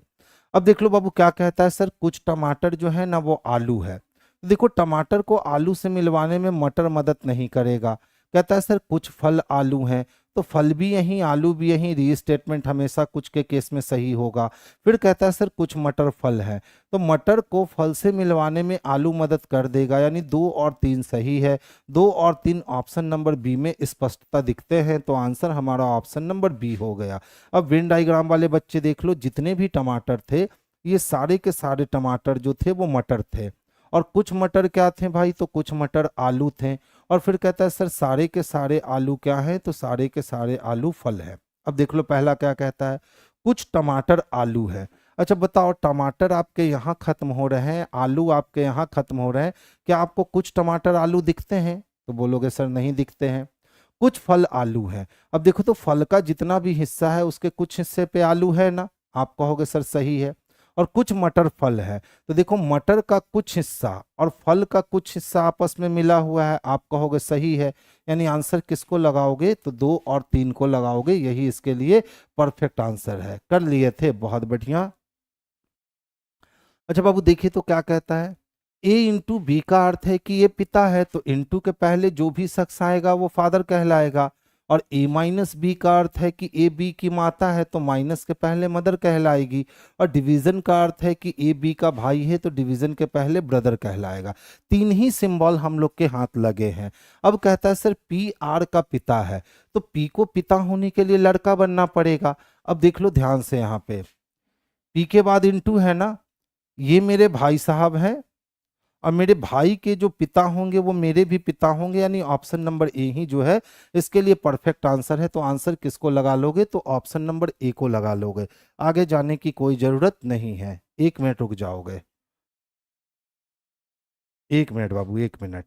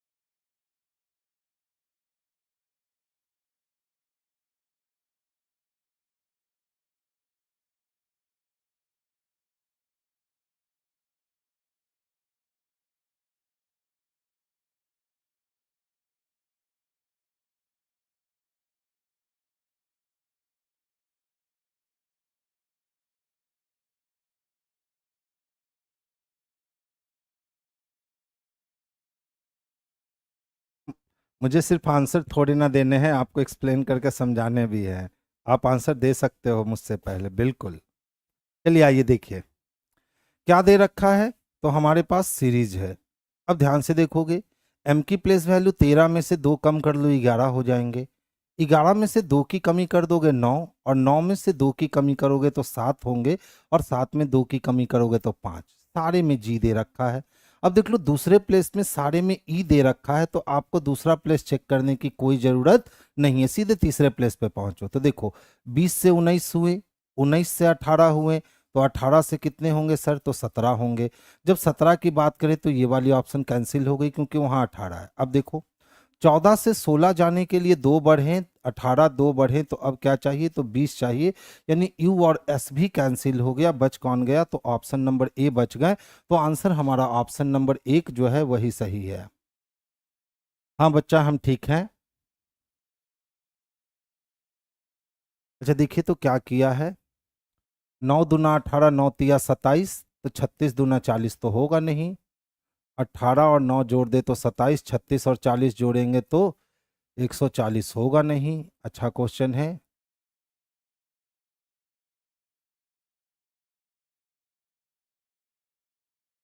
45, तो 9 पचे 45, 180, 3 पचे 15, 6 पचे 30। देख लो मिल गया जी लॉजिक। आसान सा लॉजिक है। पहले 18 को और 27 को आप ऐड कर लो, तो ये टोटल कितने हो गए, तो 45 हो गए। अब बीच वाले से काट दो, तो 9 पचे कितने आ गए, 45 आ गए। यानी बीच वाले से काटने के बाद 5 आते हैं। इसी तरह से आप क्या करो ना कि 40 को और 140 को जोड़ लो, तो कितने हो जाएंगे, तो 180 हो जाएंगे। बीच में कितना दे रखा है, 36 दे रखा है। 36 से अगर काटोगे तो 3 पचे 15, 6 तिया 18, यानी 5 बार में 180 कट जाएंगे। तो अब देख लो यहाँ आपके पास 40 दिए गए हैं और यहाँ आपके पास x दिए गए हैं, और अब इसको जोड़ करके किससे काटने हैं, 13 से काटने हैं, तो आपके पास 5 आने चाहिए। तो आप कहोगे सर 5 आने के लिए 13 पचे 65 यहाँ होना चाहिए, तो x का वैल्यू यहाँ कितना होना चाहिए, तो x का वैल्यू सर यहाँ 25 होना चाहिए, तभी आप 65 पूरा कर सकते हो। 25 किस में दे रखा है, तो ऑप्शन नंबर ए में दे रखा है, तो आंसर हमारा ऑप्शन नंबर ए जाएगा। देखिए क्या कहता है, दिए गए चिन्ह के परस्पर स्थान बदल दीजिए तो निम्नलिखित में से कौन सा समीकरण सही होगा। अगर हम माइनस और इंटू की स्थान को क्या करते हैं, बदलते हैं, तो यहाँ इंटू रख लो, यहाँ माइनस रख लो। तो पहले तो 2 चको 8 कट गए। अब 4 कितने हो गए, तो 12 हो गए, और 12 को माइनस करना है 11 में, तो -1 और +5, ऑप्शन नंबर ए ही इसके आंसर हो जाएंगे। तो आगे जाने की हमें जरूरत नहीं है, लेकिन कहता है कौन सा समीकरण सही नहीं होगा। अच्छा, ये पूछ रहा है कौन सा समीकरण सही नहीं होगा, वही मैं सोचा इतनी आसानी से कैसे बन गए। तो देख लो, इंटू के जगह आप माइनस करोगे और माइनस के जगह आप इंटू करोगे, तो देख लो 2 दूना 4 कट गए, 6 दूना 12 हो गए, 12 और 7 कितने हो जाएंगे, तो 12 और 7 19 हो गए, और 19 में से 8 घटा तो 11 बच गए, यह भी सही है। इंटू को माइनस और माइनस को इंटू करने पर 4 चको कितने कट गए, तो 16 कट गए, ठीक है। अब 6 बचे 30 हो गए, और 30 और 4 34 हो गए, 34 में से 3 माइनस हुआ 31, ये भी सही, यानी अब ये सही नहीं होगा, तो इसका आंसर क्या हो जाएगा, तो ऑप्शन नंबर डी हो जाएगा। आगे बोलने की कोई जरूरत नहीं है।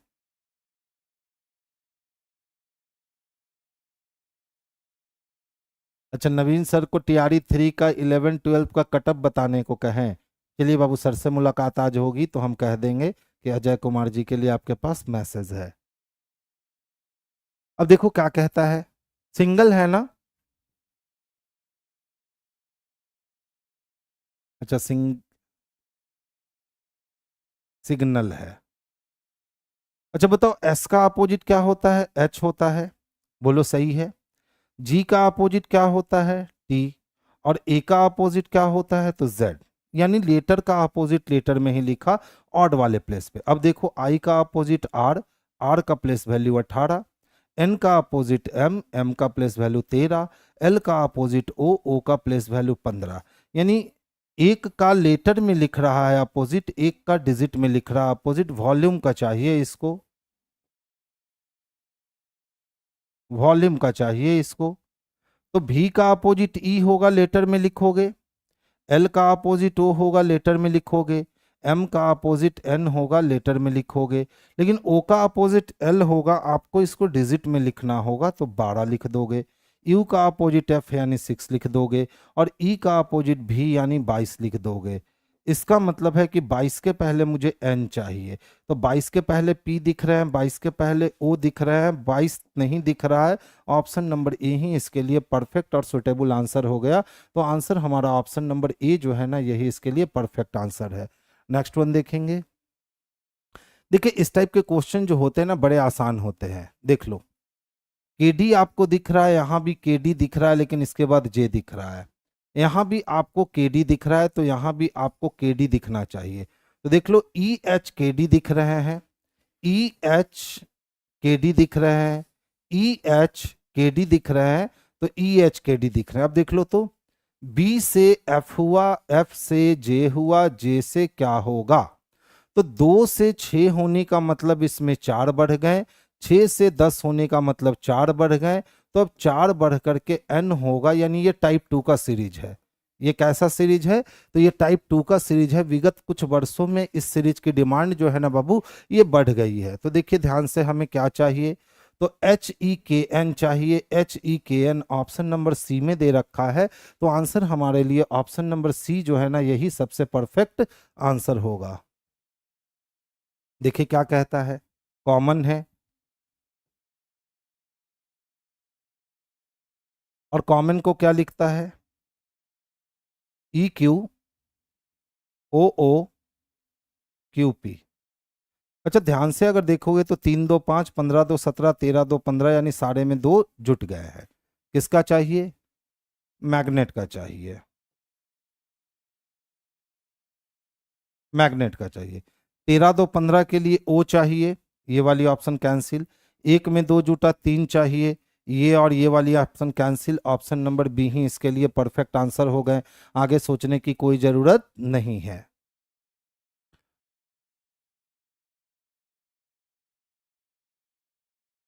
3 छक 18, 25 छको 100। अच्छा, देखिए क्या किया ना, कि 3 का स्क्वायर कर दिया, तो 3 का स्क्वायर कितने हो गए, 9। अब 3 में एक कम कर कर 3 से पहले आता है 2, तो गुना कर दिया, तो 9 दूना 18 हो गए। इसी तरह से 9 का स्क्वायर करेगा, तो 9 का स्क्वायर क्या हो जाएगा, तो 81। अब 81 को गुना करेगा 8 से, तो 8 एकम 8 हो गए, और 8 8 64 हो गए। है कहीं क्या, ऑप्शन नंबर सी में है। तो आंसर हमारे लिए ऑप्शन नंबर सी जो है यही इसके लिए बेस्ट आंसर है। देखो एक ही पासे को दो बार घुमाए गए हैं और कहता है कि सर डी का विपरीत बतलाओ। तो हम जानते हैं कि जब एक ही पासे को दो बार घुमाए और दोनों बार में दो एलिमेंट कॉमन बना दे तो जो भी सिंगल सिंगल वाला एलिमेंट होगा वो एक दूसरे का अपोजिट होगा, यानी डी का अपोजिट ई और ई का अपोजिट डी होगा, तो डी का अपोजिट मांगा है तो ई होगा। ये लास्ट क्वेश्चन थे।